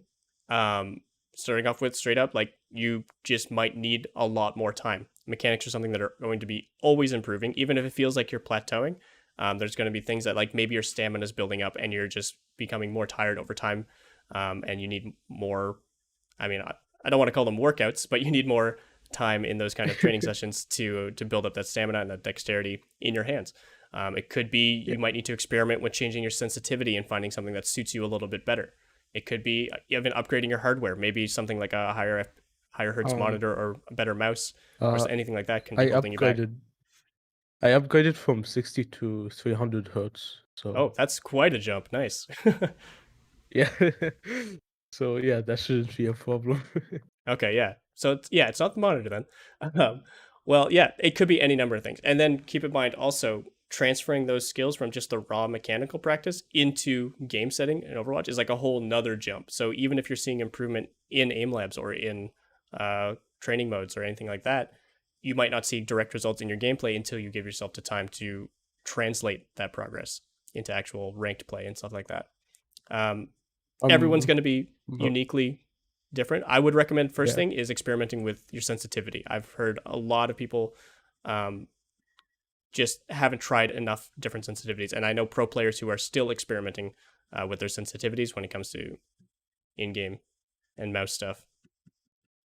The thing is, right now, I feel like myself, I'm improving in game, like mechanics wise, but on aim labs, I'm not improving. But in game, I'm improving a lot. So, yeah. And remind me I how guess long we're you've been gonna see playing. what's up with that. How long since our last session when you've been starting this training? Oh, I think our last session was on the 25th. Okay, so about 3 weeks or so. Yeah, so 3 Okay. weeks. So yeah, you're still in your first month of even adopting this training program. So like these are something you'll start measuring day to day and start measuring like month to month. So like your improvement might seem stale and might seem like it's plateauing now, but if you come back a month from now and you check your stats and check all the graphs they have on aim labs and these kind of things, it might have seemed like a very slow but gradual increase in performance. These kind of things. It's always a grind. Pro players have been playing this game for 5 years and they're still improving. So keep that in mind. All right, but looking at this VOD, what about this VOD? Obviously, we'll be seeing mechanics, but what about this VOD in particular was the reason for submitting? I sent you some notes with it, I Right. think. So I need to work on a little bit of a better positioning. I also need to stop using my ult as a movement ability. And Gotcha. I felt like I under aimed a lot, so I raised my sensitivity a little bit. No, not on this VOD, but outside For of the future, VOD. yeah. Gotcha. Yeah, and again, like keep experimenting. It doesn't hurt. In the long run, at least it doesn't hurt to keep finding what's most comfortable for you. So yeah, do we play McCree through all 3 rounds of this VOD? Yeah, I basically only play McCree, so. Yeah, I seem to remember a lot of McCree play before. I think you mentioned some other heroes, but McCree was the focus. So yeah, we'll talk about some more uniquely McCree things in this VOD. Obviously the cooldown usage and positioning and stuff like that. But I think best thing to do will just be get right into it. 5, 4, 3, 2, 1. If there's anything you want me to pause and talk about, as always, just let me know, and we'll go into it. All right. Sure.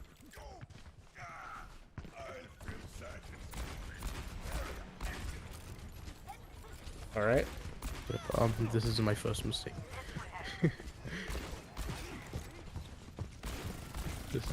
Ooh, you canceled the hook though. Okay. Yeah. So McCree, obviously, he's not a flanker like Tracer. But that doesn't mean he doesn't flank, right? And so I think when you started this flank over here, this was the correct choice. You're looking to control more of the map. Walking this way would have gotten you not enough value from your shots. You'd want to be able to shoot these juicy backline members like the Zen, maybe the On if she walks up like this, and you want to be able to split pressure from the rest of your team so that they can't all just look in one direction and deal with everything you're throwing at them. This is especially true if they had a Reinhardt. If you were just matching shields, obviously you want to be able to shoot around the shield. So this is the correct choice starting this fight. Since McCree doesn't have mobility, like you mentioned, combat roll isn't really just a movement tool. And the movement it does give is pretty slim anyway. It means you can't commit very hard to these flanks once you start getting challenged. What it means is you go for these short flanks, which this is a short flank, but we only hold it for a short amount of time. We either find immediate value and then maintain this pressure and keep moving forward, or we notice threats and we're forced to give up that position and wait for our next opportunity to flank. So I think our only problem here was just overstaying. And we saw the Tracer. We opt not to go for the immediate flashbang, which is smart because we needed it for this hog, but Yeah, this was just a little bit too late to rotate. I think by the time you were here, unless you tried to immediately get the kill on this Tracer with a flashbang or something, you need to already be falling back. Okay. And given that we are running a team that's more stable, and they're running a team, so just looking at team compositions for a second, since we're running a very stable front line, Ryan Zarya, and they're playing these double off-tank comps, and they've got flankers, and they've got more mobility than us, we should be expecting more split threats because they don't really get anything from putting their two tanks together. We obviously get a shield that everyone can play around. So it makes more sense for us to stay more grouped. It makes more sense for them to split up a little bit more because they don't have that anchor tank, as they say. Yeah. So anytime you see this double off-tank composition, it's just almost the same as when you're playing against like a dive team. You need to be more wary of tanks being more unsuspecting threats than just being in the front line kind of thing. Okay. Coming back to the fight, again, similar thing here.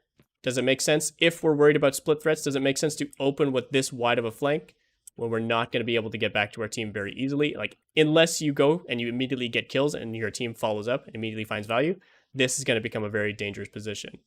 Just as a rule of thumb, when you are retaking in a spot like this, unless you've got like a big play to make and you're coordinating with your team, like your team's about to like push together on this Ana or something, it typically makes more sense to find more value slower and playing closer to your team, but we'll see if this pays off. Yeah, look at these shots. The aim training's paying off. Yeah, a little bit. I still can only hit body shots. It's one progress. step at a time. That, Yeah. honestly, just to address the body shot thing, it might just be a crosshair placement thing.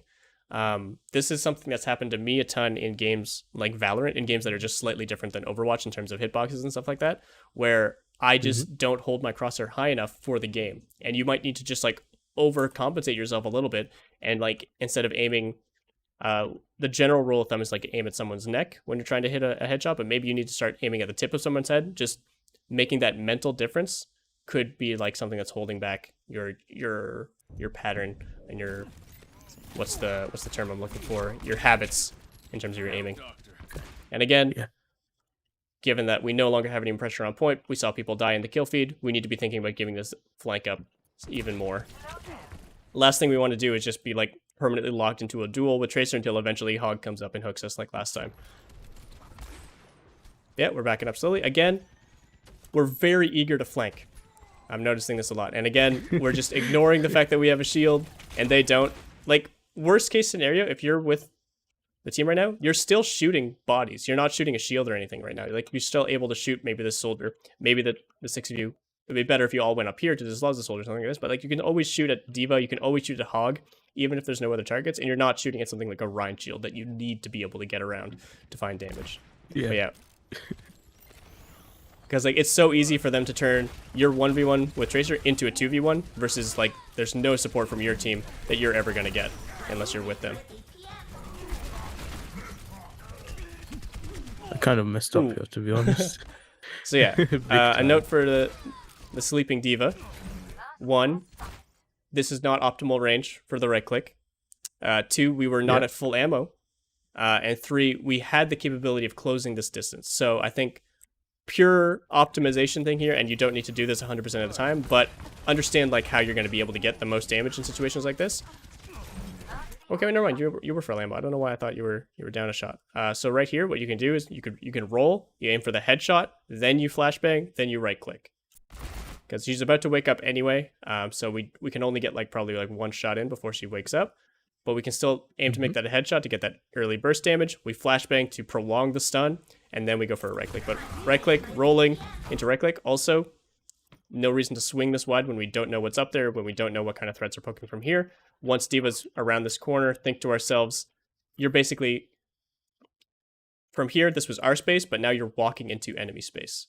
And even though it's just D.Va and Soldier at this point, and you're not going to die from them directly, we're also exposing ourselves to these third angles on point that we're kind of ignoring to make this aggressive play.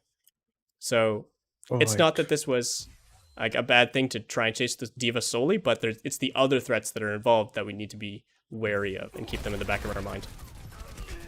Okay. If it was just D.Va in that situation, absolutely fine. And then obviously, yeah, flashbang out of range. I mean, it was just, I did throw it in hopes of... Yeah, your final breath, you throw a flashbang.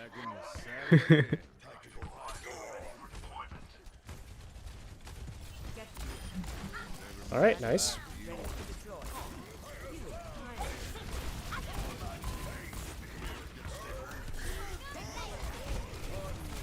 That was a really bad flashbang.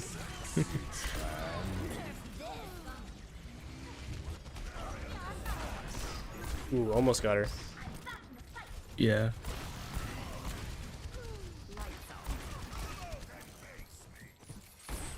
Actually, we won the fight because I was playing with my team. Yeah, that was pretty good. So obviously that, and we used a couple ultimates. I just wanted to go back real quickly. So again, yeah, highlighting, we killed the Roadhog early. You got the final blow. We used a nano on our Rhine, so it doesn't really matter that he gets pulse bombed. We forced out Tracer. This is actually a really good opportunity to go for this flank, because now we've forced them all into the point. This team with all this mobility is all of a sudden corralled into this tight area. So it's a lot more free to go here. You still need to be aware of the Roadhog coming back from spawn and Tracer potentially being able to get on you, and maybe even sightlines from the people on point. But there's no threat of like Tracer being back here, Roadhog being here immediately. So this flank is fine to go for. It's also a lot shorter than our flanks previously, where it's like going from here back to your team here is a lot easier than going from here back to your team here, right? Yeah. So all these are good things. We find an opportunity for the high noon. We pull the trigger just to guarantee the kill. I like that. We didn't get too greedy with it. We flipped the point. This is about the territory we need to be worried about this hog coming back in, if we have that at the back of our mind. And again, we've kind of already spent all the value from this flank. Not only is it important to find short windows because we need to be aware of multiple threats, but because the enemy is going to be more aware of you over time. And even if they're all stuck up here, they're at least going to hide from your damage to respect this flank, so you're not going to get as much value over time. You go for the immediate kill on the Tracer in a few shots, but as soon as they've stabilized, then you regroup with your team just to play safe. Maybe look for your next opportunity from there. Keep in mind, fights in Overwatch were always going to be very fluid. It's not just, we started a fight here, this is how the fight's going. It's, we started the fight by killing the Roadhog, then we pushed onto point, we found a flank because of that, but now our flank's wearing out, so we need to regroup, and maybe we push a little bit deeper, and then we can find a flank this way. It's always evolving and moving forward until everyone on the enemy team is dead. And until we reach that moment, we can't stay in one position for too long. Yeah. Another way of thinking about this sort of concept is imagine yourself as a Widowmaker, and you take this angle, and you get a pick with your first shot. Say you killed this Tracer. Instead of a Deadeye, it's a headshot from a Widowmaker.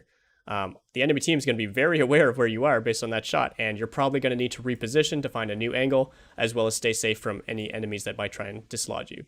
So, obviously, you are a little bit more stable than a 175 HP Widowmaker, but the same concept still applies to you. Yeah.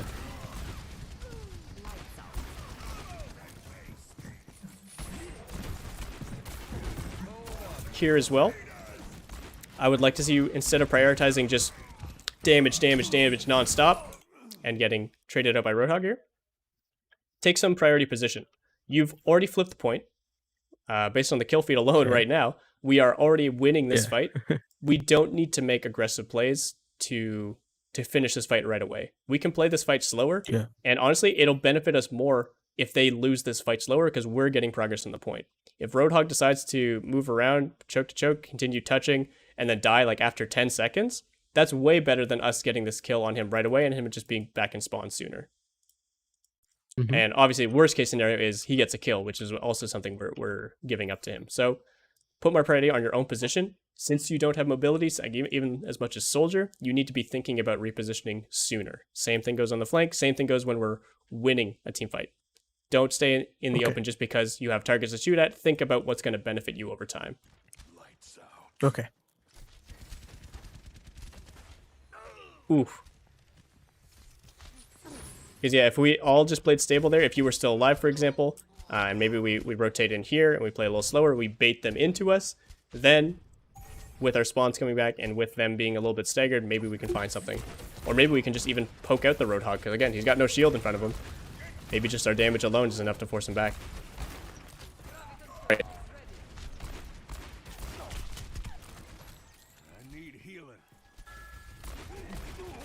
Alright, yeah, we're just waiting on our Rhine now. Oh, Zarya.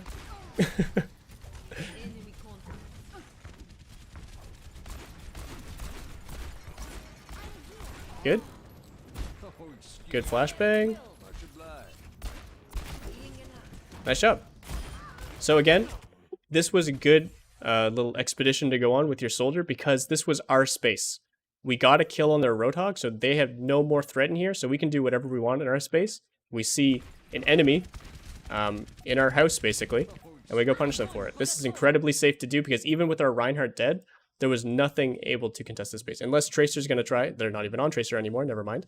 Unless a flanker or a Roadhog is trying to get in and trying to one-shot us, there is no threat to us right now. And we already dealt with the Roadhog, so this was absolutely very safe to do. And I'm also glad that you're opting to do something with your team, with your soldier in this instance, instead of trying to just like go for poke on point, because this is something that can potentially get you punished. Okay. Oh, don't let her get mech. Okay.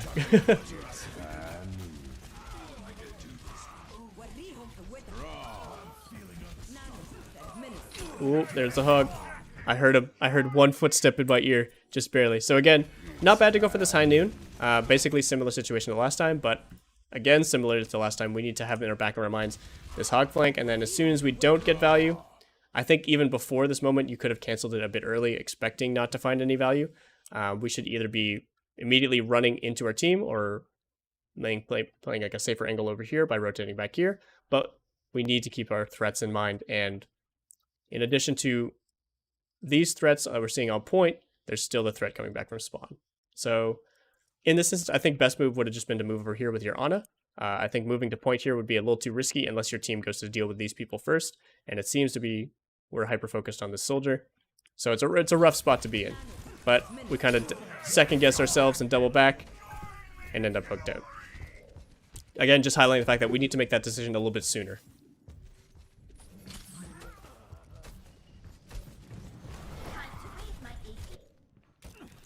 Oh, I just realized, what happened to the teams? Are there 5 people on each team? Where's our other support? And where's their other DPS? What just happened? I don't know. Okay, Oh, wait, their DPS just came back. I don't know. People just kept leaving and then joining. I genuinely don't know. Just barely got the kill. I think it looks like you knew that your team was following this up, so this is fine. I think he managed to cancel his hook too during that flash somehow. But a little bit scary to just roll like in a straight line. Like if you know your team is following you up, this isn't something you want to take solo, so you can play it a little bit slower again, like rolling a little bit closer to cover and then taking more pot shots and stuff like that. But you do get the kill, so not bad.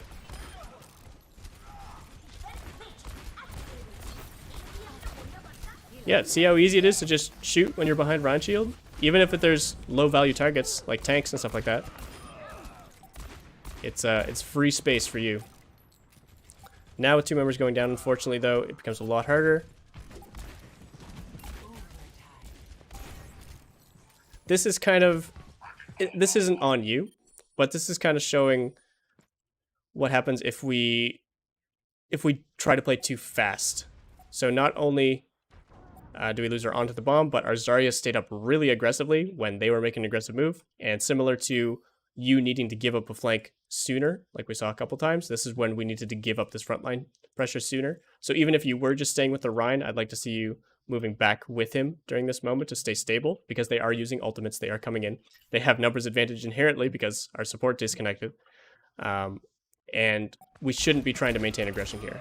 We do get the kill, but that's more because Hanzo was over-aggressive himself and kind of walking in a straight line. And more importantly than the kill on Hanzo, we're not ready to deal with all the aggression coming forward and our Rhine goes down. At this point, we need to make a miracle play happen, so we go for a flank. Doesn't look like it's going to work out. Oh! Oh, he tranced, of course. So yeah, biggest story so far from your play is, well, one, your mechanics look a lot better from what I remember the last session, so nice work. But your decision making is coming out too slow in terms of when you reposition, and you're also forcing too many flanks. Yeah, I picked up a few bad habits because I've been playing in gold for a while. So we got to squash those as soon as we can. Yeah, like jumping a lot and moving, using all as movement and stuff. Yeah. I The never only had time, those back then. yeah, Mhm. roll, like, obviously it has movement tied to it, right? So you need to keep that in mind, and you want to use that when you can. But typically, the biggest situations you're going to use roll are when you're like rolling to close the distance to get a flashbang on someone, or when you're rolling like back to cover when you get challenged by someone like a Roadhog or maybe a Hanzo who can one shot you. Yeah. Rarely do we just roll around the map, or rarely do we roll in duels aggressively unless we can guarantee the kill with something like a flashbang or like a last shot of damage. Okay. One. But yeah, general note is just we need to be thinking about position more actively. So even like in a situation like this, you should already be thinking about like, okay, based on where my main tank goes, I need to be thinking about where I'm going to position. I'm not just gluing myself to Reinhardt and putting like sitting on his shoulders or anything like that and just shooting wherever he goes. You're moving around him, using the space he creates to find good space for yourself. So just as like a thought exercise right now, I guess first let's see where Reinhardt's going. So our Reinhardt's going to touch point right now. Where do you think is the best position you can hold, knowing that your Reinhardt is going to be contesting space like this? I would probably go for a left side flank, like on the middle, or I Like would stay on the tank. like on point or like all the way to the traffic side? All the way to the big mega health pack. Like all the way over here? Yeah. Okay. And why do you feel this flank is good, or why would you make this choice? Because I have cover all around me, just in case. Mhm. And I also have a clear view of the enemy team. Okay.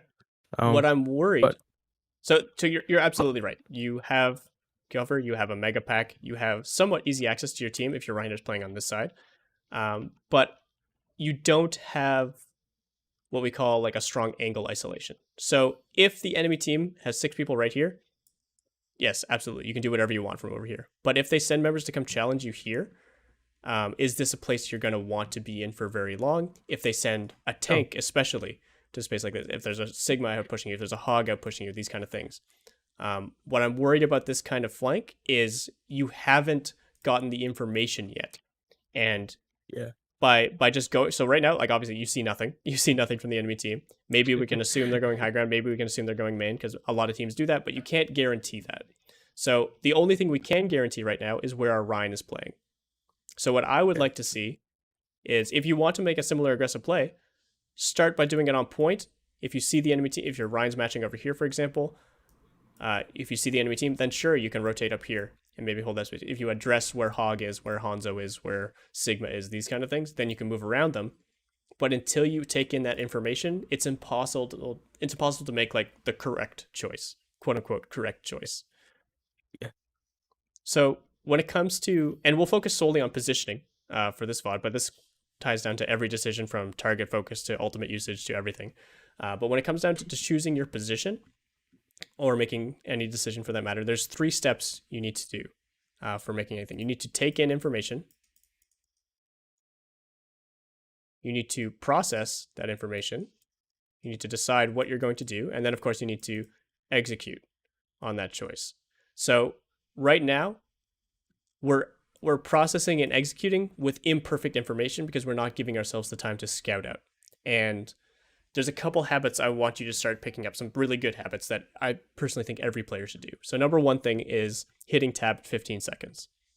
Whenever you load into a game on any map type, after the first 15 seconds, you can hit tab and you can see the entire enemy team. Yeah, I From always there- do that, so. Okay, perfect. Step 1 done. From there, you need to think to yourself, who do I not want to get caught off guard by? Is there a Tracer who's going to be flanking around the map? Is there a Hog who's going to walk up and hook me? Is there a Hanzo who's going to shoot me from across the map? Is there a Zen who's going to 5-orb me from across the map? Like these kind of things. Think to yourself what your most active threats are going to be in most situations. You don't need to predict everything perfectly, but in this comp, for example, I'd be worried about their Hog and their Hanzo. Because I don't want to take a duel with Hanzo if he's long range. I don't want to get caught off guard by Hog. 2 threats we can just get out of the way. Now, before we start processing choices or executing choices based on positioning, we need to assess these threats. We need to take in information about where they are, if they've used cooldowns, if they're full HP, if they're moving aggressively or defensively, these kind of things, before we can make anything close to an educated decision. And that's where we want to get to. That's our end goal, is to make the best choice for the given situation. So this is not easy. And this is going to change not only in every game you play, but in every single fight you take in every game. And this is going to change based on what heroes you're playing, what heroes the enemy team is playing, what map you're on, the types of players on both teams. If your Rhine is super aggressive, you need to play a little differently. If their Hog is super aggressive, you need to play a little differently. So the best advice I can really give you is dedicate more time to really taking in that information.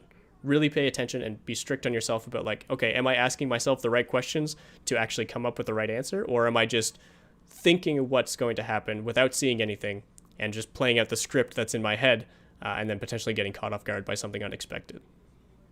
And I think that's a little bit of what we saw last round. So yeah, if we can, I know this was all pretty like high level conceptual stuff, and we'll break down some more decisions once we see them in game. But if we can apply that line of thinking to everything we do, which is a long process, of course, all of a sudden we're not locking ourselves into early flanks. We're not getting caught off guard by hogs. We are finding kills with our flashbang, all these kind of things, because we were more prepared, more informed, and making better decisions. But yeah, let's get into it. So again, yep, as you mentioned, we're going over here. I know myself too much. So yeah, this worked out. So like I can't say this was a bad play, right? But it was an uninformed play, and that's what I'm worried about. Because like, does this play still work out if instead of Sigma, this is a hog, and he just all of a sudden hooks you, right? Oh. Like anything could go wrong, and those are the situations we want to root. It's not just, we don't want to measure ourselves by our peaks and by the fact that we just killed this soldier. We're probably going to find more kills. We want to measure ourselves by consistency and what's going to happen more often. And this is especially true once you start reaching higher ranks and players start becoming more creative with their approaches. Like you're already reaching that point where you're not playing default McCree anymore. You're not playing behind shield, only shoot targets that my Rhine can see. You're looking for flanks. You're finding advantages and stuff like that. Are you going to be able to deal with enemy players that are doing similar things is the biggest question. So that's what we need to tailor our play towards. Because yeah, like soldiers like, wait, this guy's not playing by the rules. Why is he behind me? Oh, but the Ana lands her shots. I think there, at that point, once you've gotten the kill here, again, thinking back to like how we don't want to overcommit to flanks, anytime we're at a strong enough advantage that we're just going to win the team fight because we have numbers, you can just like completely give up your position, go regroup with your team, go get healed, go shoot at tanks and whatever else, because you've already found your advantage in the fight. You've done your job up to that point. Now you just need to stay alive and continue being a threat.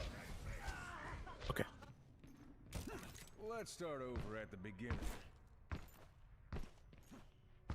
Oh, to be honest, this round I was just kind of playing a respawn simulator. I think we've all had a few games like that, though. Yeah.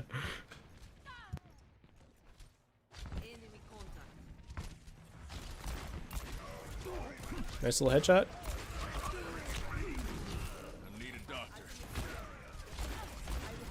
I keep trying to spam shots, but it's not working.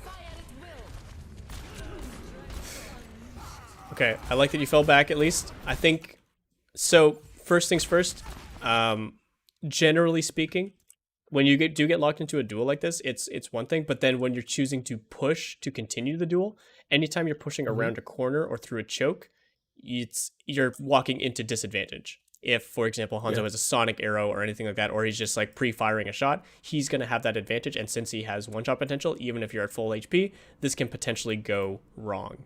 And again, since you are a low mobility hero like McCree, unless you can guarantee this kill, which, I mean, eventually we get there. We probably could have killed that Hanzo if we caught him off guard with a flashbang or something, but it became really risky that whole time. And it's kind of just like back and forth, you guys challenging each other. So like he's doing the same thing, which like I think it was bad for him to re-peek out here, because if you were just watching and ready to pre-fire him, maybe you just hit him in the head and he's dead.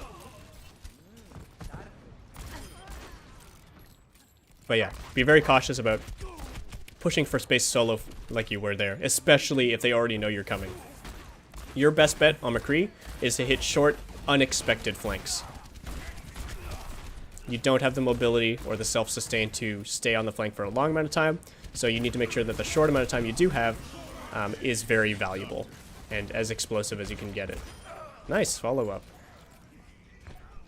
I feel like I could have been more efficient if I've gone toward the other door. Like if you if I've swung gone left here? straight to there. Yeah. Yeah.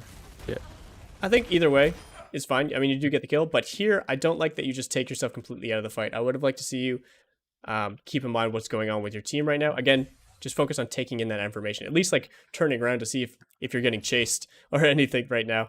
Because we just take a leisurely stroll over to the Mega Pack. Meanwhile, our team's using ults back and forth. There's a huge brawl happening. Kills are going back and forth. It's working out in our favor, but maybe we could have been more valuable there. And again, keyword is just being more informed.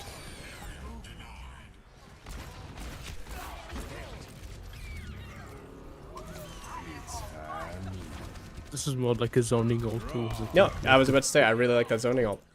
So again, Yeah. you knew that you didn't want to commit to this long-range duel against the Zen. His projectiles can land luckier shots than you can with a hit scan gun.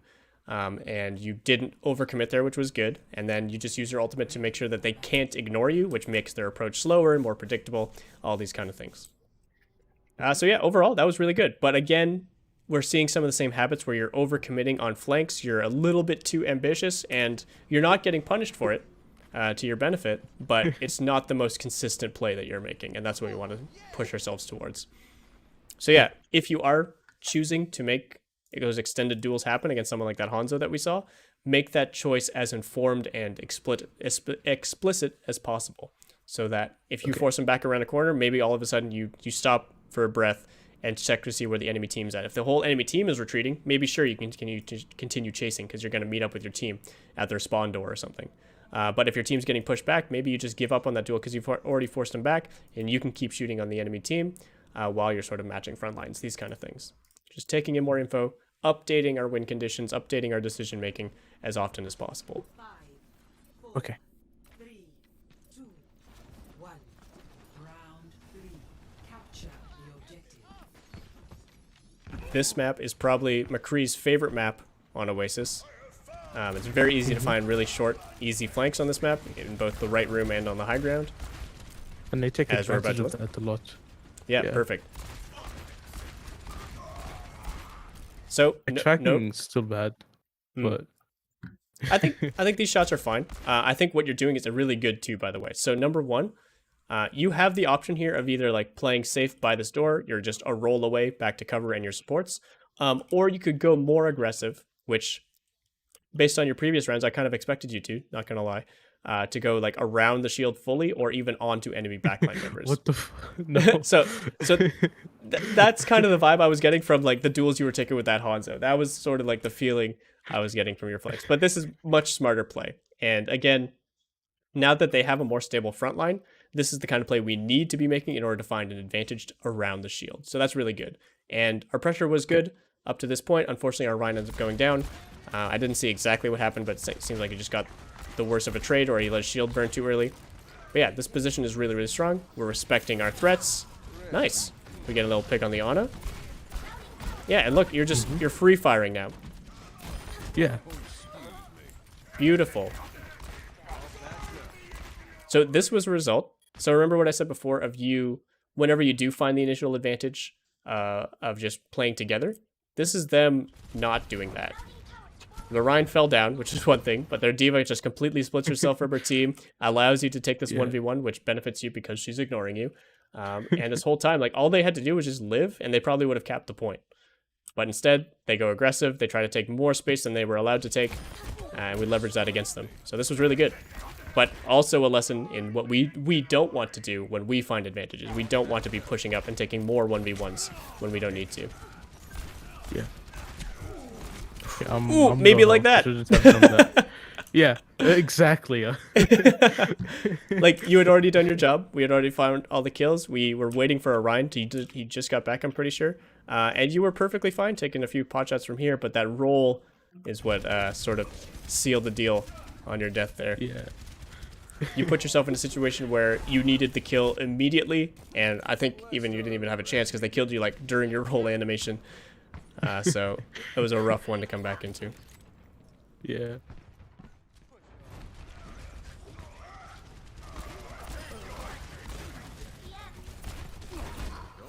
Oh, I should have stunned sooner, so the honor lives.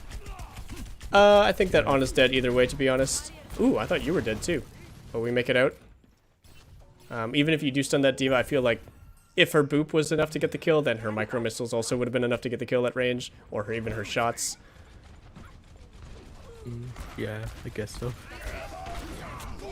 Oh, the headshot from Hanzo. It was actually a random shot from him. I wasn't. Yeah, that does happen with Hanzo. Spamming shield. Yeah. Yeah. It was This just is kind spamming of the shield and then yeah. just that. This I mean, is- yeah. Oh, go on. I was just gonna say you weren't really slow doing on. anything wrong. You No. could have, like, if I want to be really nitpicky, you could have played even slower, wait for a Rhine to push up, and then, or maybe even take a flank like this, which isolates that angle. But Yeah. really not necessary. That was just a random shot. Got through the Rhine shield as he was swinging. These kind of things happen. Good news is they committed some ultimates, which means it'll be easier for us to push through. I like this flank a lot. So note, you're allowed to go this aggressive at this point because of everything they've already committed. And Yeah. I want to make sure that we're assessing this in-game, not just like out-of-game right now. So it's easy to say this was retraced because we can, I mean, if we turn on this, but look where all of where they're all pointing. They're all pointing in the same direction right now, all over here, which means anything over here is outside of their field of view, is not in their focus, and is going to find value. So good flank for this time. It's important to note what information we can take in that led into this decision. So it's not just the fact that we saw Hanzo over here, we wanted to go challenge him. I'll put this in third person, actually. We can use the fact that, one, their Reinhardt is positioned over here. Seeing where the enemy main tank is usually a good tell of where their intended focus is going to be. Of course, there's still members like Hanzo or Zen or McCree, like yourself, that are going to want to flank around that pressure, but this is where the majority of their focus is going to be because this is where their main tank is. Same thing goes when a Winston jumps in or a Wrecking Ball swings through. That's probably where the team is going to want to commit. So that's easy focus right away. Next, ultimate usage. If the enemy team is using ultimates, in any case, it's usually because they have an intent to win a team fight or stabilize a team fight in case of trance and things like this. And where they're using them, the Hanzo Dragon's over here, the trance. I know you can't hear it on your end, but in my ear, I can hear it from my left earphone. So I know it was used over here where the main tank was, where we expected the pressure to be. So it's just another part of the equation that's all happening over here. And you don't even see player models. Like, you don't even need to see player models through this wall because you can already hear and see the things that have been committed over there, which means walking up here, and also, I mean, even seeing Hanzo completely ignore you is another good sign. Means this flank is basically free. I don't think you needed to roll here. I would have liked to save roll in case you need to get back to this cover because it's not hard for Hanzo and Zen to just turn around. It's very possible that they do that. So, yes, we want to warrant an aggressive flank, but we also want to cover our bases in case they choose to turn around on us. We go for the high noon. Instantly takes some pressure off. Yeah, between high noon and barrage, they couldn't cancel out both.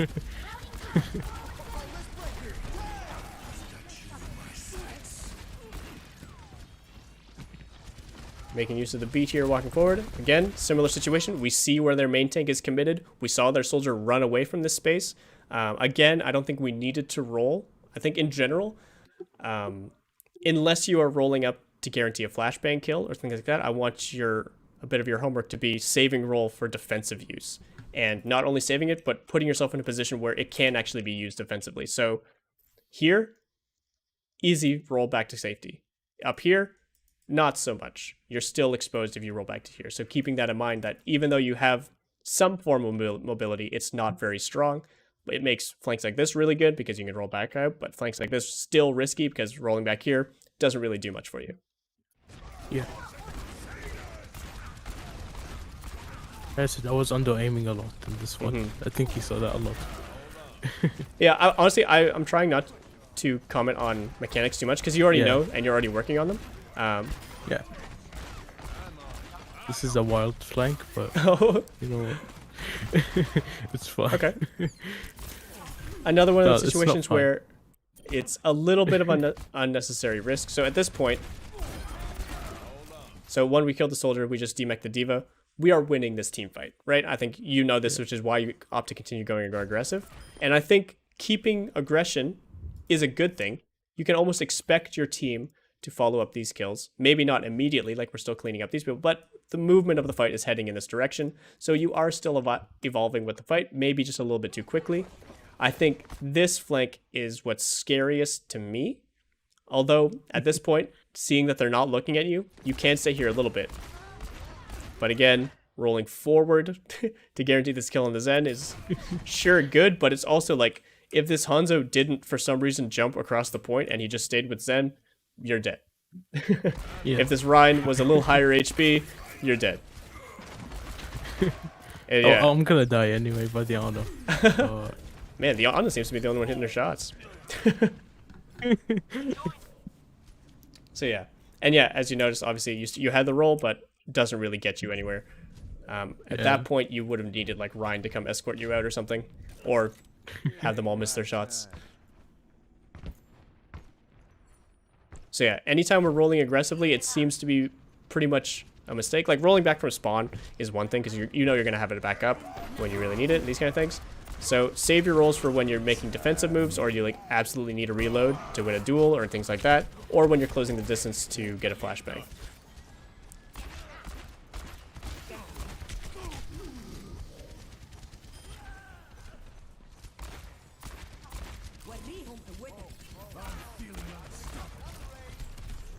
Oh, Lucio. How does he live? I don't know. Again, roll there was a bit unnecessary. I think you were just doing it for the reload. Just going forward a bit again. So this is a really good position, and like, you don't even need to walk out onto point to continue doing damage to this Rhine. Like, this is still your effective range. Again, we want to talk about angle isolation. One step back, your only target is Rhine, and I guess the soldier on the high ground. One step forward, you have 3 other members that you can now see between the 2 supports and the diva. So no need to overexpose yourself like this. And then again, rolling through the point like this, especially when there's a diva bomb coming through, you'd love to be able to first assess where that diva bomb is going, roll back into cover, roll back this way into cover, if you absolutely need to. But all that being said, we kill the Rhine and we get dodge the diva bomb, so nice job. But we can be a little bit safer with our decision there. And I think we would have gotten the same result, but made it more consistent in the future as well.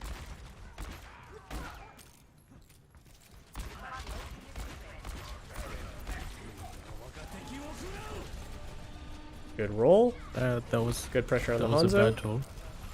Why was that a bad roll? You were getting out of the dragon. That's fine. Oh wait, because I don't have sound, I don't notice stuff. Oh, okay. Okay. Yeah, that's absolutely fine. And then you were moving with your team, which is good. Again, like if you were pushing this Hanzo alone, I think that would be too aggressive. But because you had your tanks here, like this is a guaranteed kill if he stays, which he did. But if you go here alone, it becomes like a 50-50 duel, who has the better aim. Ways you can make it not a 50-50 is, even if your tanks aren't pushing here, wait for your tanks to be pressuring the point, so that maybe Hanzo's thinking of shooting your Rhine, and then he's caught off guard by your flank. Or he's forced to back up because Zarya is now here, getting pressure on him and like right-clicking him or something, and then you can also bring in a side threat. When you are flanking like this, you want to make sure you're just not the first person your target is looking at. So that can either be done by having your tanks create space somewhere else on the map, or of course with your tanks escorting you across the map so that you can guarantee the fight win. Yeah. Same thing here. This flank is now, before, if you were doing this alone, I would say you're too aggressive. With Zarya here, this is free as hell. Good final zoning high noon for good measure. I wanted to put the shield, that's all. Yeah, that was good.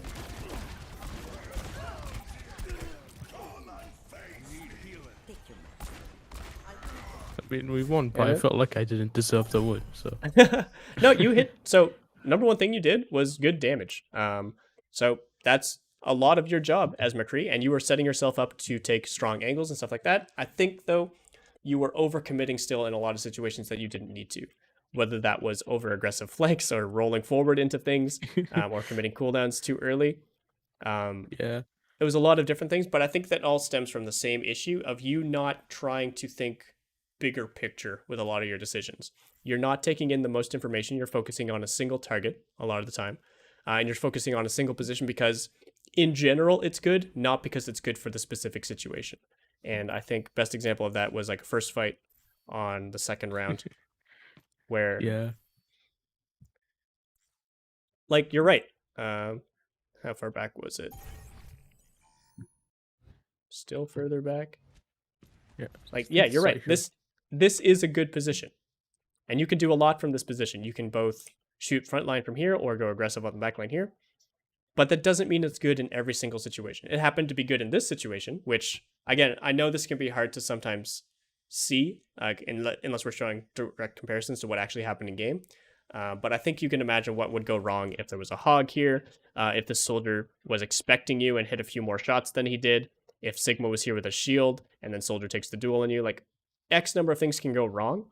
And sometimes in fights like this, in Overwatch games like this, it's not about making the first play. It's about not making the first mistake. So going for a flank like this early with imperfect information is a chance to make a really huge play, but it's also a chance to make the first mistake, which opens up the fight to the enemy team. So that's the biggest lesson I want you to go home with. Did you have any questions about anything we talked about on this pod? No, that was really good.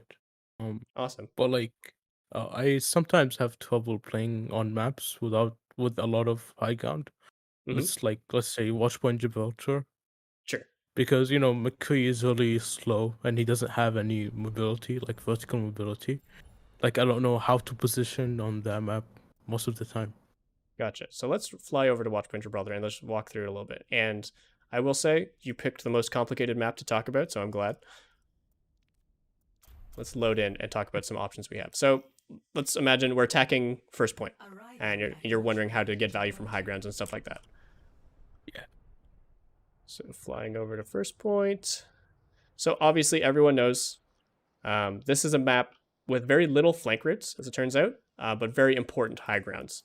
All this space is Yeah. very heavily contested, even like this bridge over here. So how can you, as a McCree, coming out of spawn, wanting to push the payload, wanting to attack, find valuable space seemingly on your own?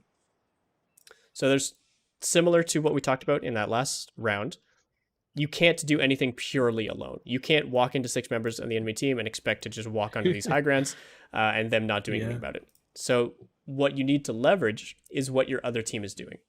Either maybe you're super vocal in game and you talk to some of your team members and you get them to communicate and make a 6-man rotation up here or up here. That's one way. If you have a shield tank like Reinhardt, that's a great way. Or even if you have something like Winston, like if your team's rotating this way and your Winston jumps and puts a bubble right here, that's some space that you can take. Okay. Without team-wide communication or coordination, though, it does become a lot harder, and you need to play a little more reactive. One, you should play generally slower, and you should play with respect to what your team is doing. And the unfortunate reality is a lot of teams will just try to push the payload, which doesn't really help you on the high ground at all. Yeah. But what that means is you can spend time doing as much as you can to get the payload, like at least past this line somewhere like here, and then maybe try a short flank over here so that any members that are caught right here or right here that are shooting down on your team as they're pushing payload are maybe within flashbang range if they're right at the edge here, or maybe you hit a good headshot to some of the members back here and at very least force them back and maybe try again with the next choke kind of thing. Other options you can do is play extremely slow, and this is part of the reason hitscan member like Widowmaker or Ashe can find more value than potentially McCree because of the effective range, is maybe you play a little bit slower, you run down, you cross over here, you take this high ground, which generally is left uncontested by defenders, and maybe you threaten people from up here. Maybe you take some shots again. Oops, not the right button. Mm-hmm. Maybe you take some shots on the members over here, over here, over here, while your team is pushing the payload. If your team's doing absolutely nothing else for you, you probably can't push much further than this without getting poked out. But if you force anyone back, you can slowly move forward, or maybe you can drop down and rotate this way and slowly work your way through the map. The most important thing about any of this is, like I said, oops, I keep pressing the wrong button, sorry. You can't do it all alone. Unless you're someone like Widowmaker and you hit like a grapple shot and then your team pushes off that, there's not much you can do alone as someone like McCree. So you need to wait for your team to be finding value. And you need to wait for that value to work over time. You're not going to walk up and kill 6 people or flashbang someone and let's like hit 2 more headshots and like kill the whole team and then just waltz through high ground. You need to work like step by step by step. Yeah. And at any one of these steps, you could lose a duel. You could be forced back and then go back a step. These kind of things. It can go wrong, and you need to be open to adapting to those situations. And again, each one of those steps is not a solo move. This flank is not a solo move. It needs to happen while your team's pushing the cart. This push around here isn't a solo move. It probably wants to happen while the enemy team is dropping now that the payload's over here. Pushing up to this blue box isn't a solo move. It's when your team is threatening to cap the point or when your team has already pushed them off the high ground. Or maybe instead of there, you rotate to your team at this point, and maybe you play somewhere safer around here. And then you can even go for crazier flanks where you go like down here or up here as McCree. But all of these things happen one at a time. You can't go, if we lay it out, again, this is a very complicated map, so it requires even more effort. You can't just go from A to B to C to D. You can't just go A to D, obviously, unless for some reason the enemy team just rolls over. You need to go step by step by step. Yeah. That's the best advice I can give. And like I said, this will be different in every single one of your games, every single team fight. Every time you're coming out of spawn and trying it again, it's going to go differently. Overwatch is just a very complicated and chaotic game, so nothing goes perfectly according to plan. But you should at least be trying to work around what your team is doing, work around timing your peaks, your flanks, and stuff like that with your team's aggression. And of course, not just ignoring the high ground and just playing solely on the ground. And sometimes, honestly, it's worth it for you to be the one pushing the payload. If you're the one as McCree and the rest of your team is like Winston, Diva, Genji, maybe you just sit on the payload because if they try to dive you, you've got flashbang, you've got 225 HP, and your rest of the team is like dislodging all these people, and then you're there to follow them up if they drop back here or something like that. The roles can be switched in that way as well. But yeah, does that at least sort of answer your question?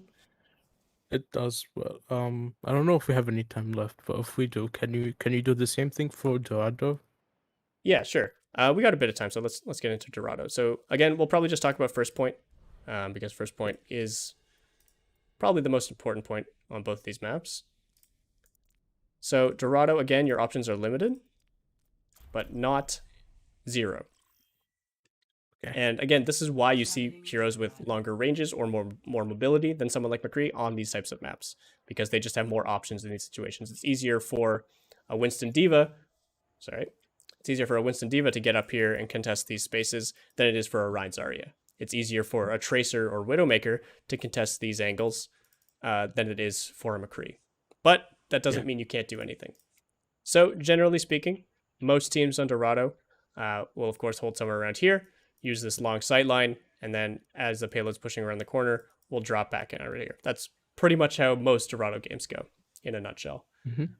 So, of course, your first step is getting the payload here as attackers, and making sure you can dislodge these members. Because if they're allowed to sit up here and just shoot down at you guys, engage whenever they want, take no damage, it's not going to be a good time. It's going to be hard to even cross this distance, even with payload pressure.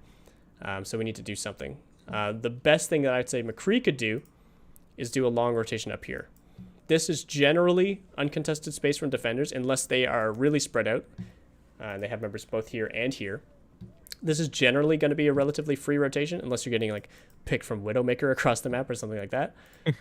So between you or other brawly-ish members of your team, like maybe someone like a Zarya, maybe even someone like a Reinhardt, if they want to make this rotation, while someone more mobile, like sometimes Diva, or someone smaller like Lucio can push cart and use cart as cover as well as doing that. So again, it's not just you're making this rotation alone, you're making this rotation as they're worried about cart pushing up.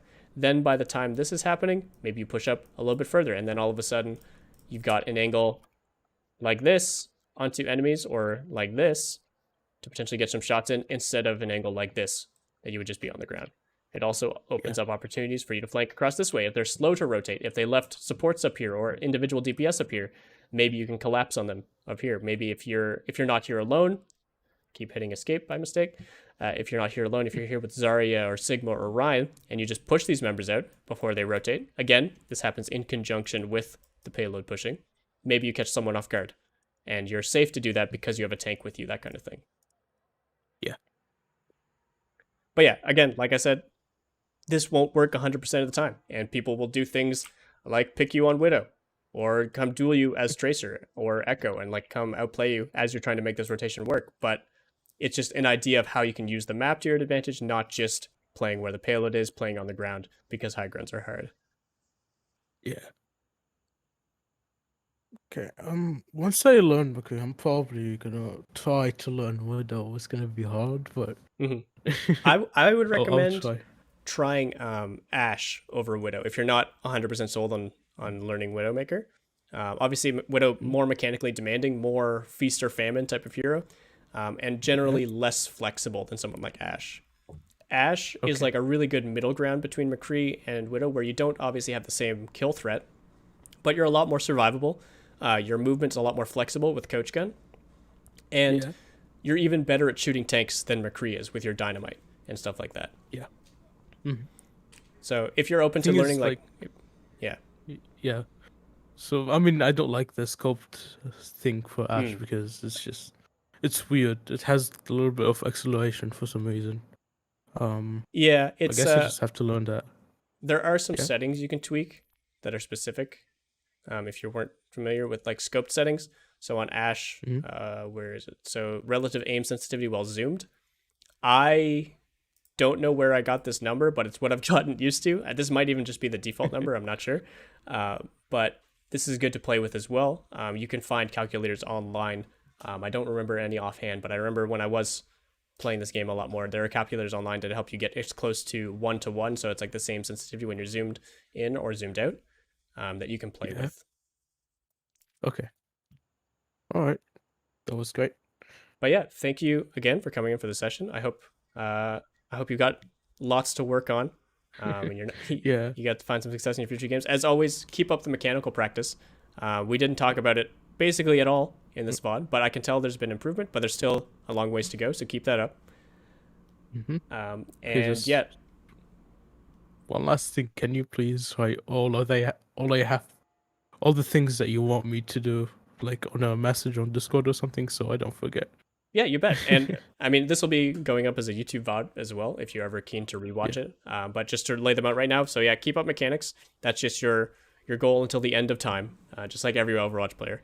But when it comes to decision making, focus on taking in more information. There's times where you're turning away from a team fight when you're hyper focused on a single target, or you're focused on doing something without information. That all of this could just be made smoother and in the long run a lot better if you take the time to observe your surroundings, think about your enemy threats, the enemy team members, think about how the fight is going, where enemy team members are positioned and things like that, and then work with that information to come to a better decision. This is going to take a lot of practice and time to fully trade yourself, and you might realize that you're getting overwhelmed and feel like there's too much to keep track of. In those kind of situations, just make sure that you are focusing on at least some specific things. The enemy DPS that you've been dueling a lot, focus on what their movements are like. The enemy tanks like Roadhog, who are a big threat to you, focus on where they're going to be positioned, and then work your way up. All right. But yeah, thank you again. Good luck in your future games, and I'm sure I'll send you that message in just a little bit. But yeah, have a good one. Yeah. Thank you, and you too. All right. Peace. All right. That was our final coaching session for today. That one went really well. Fleeked met with him a couple weeks ago, like we mentioned. And yeah, seems like he's been having some pretty steady improvement. So that's really good to see.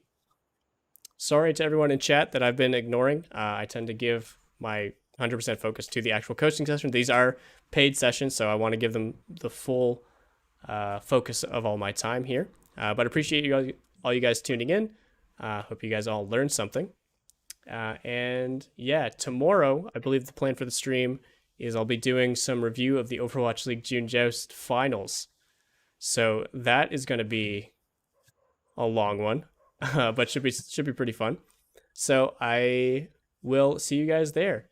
If you are interested in following any of our coaching stuff, you can check out the other videos on our YouTube channel, of course, as well as check out our website and our Discord down in the description to join our community, maybe get coached yourself. But yeah, thank you all for tuning in.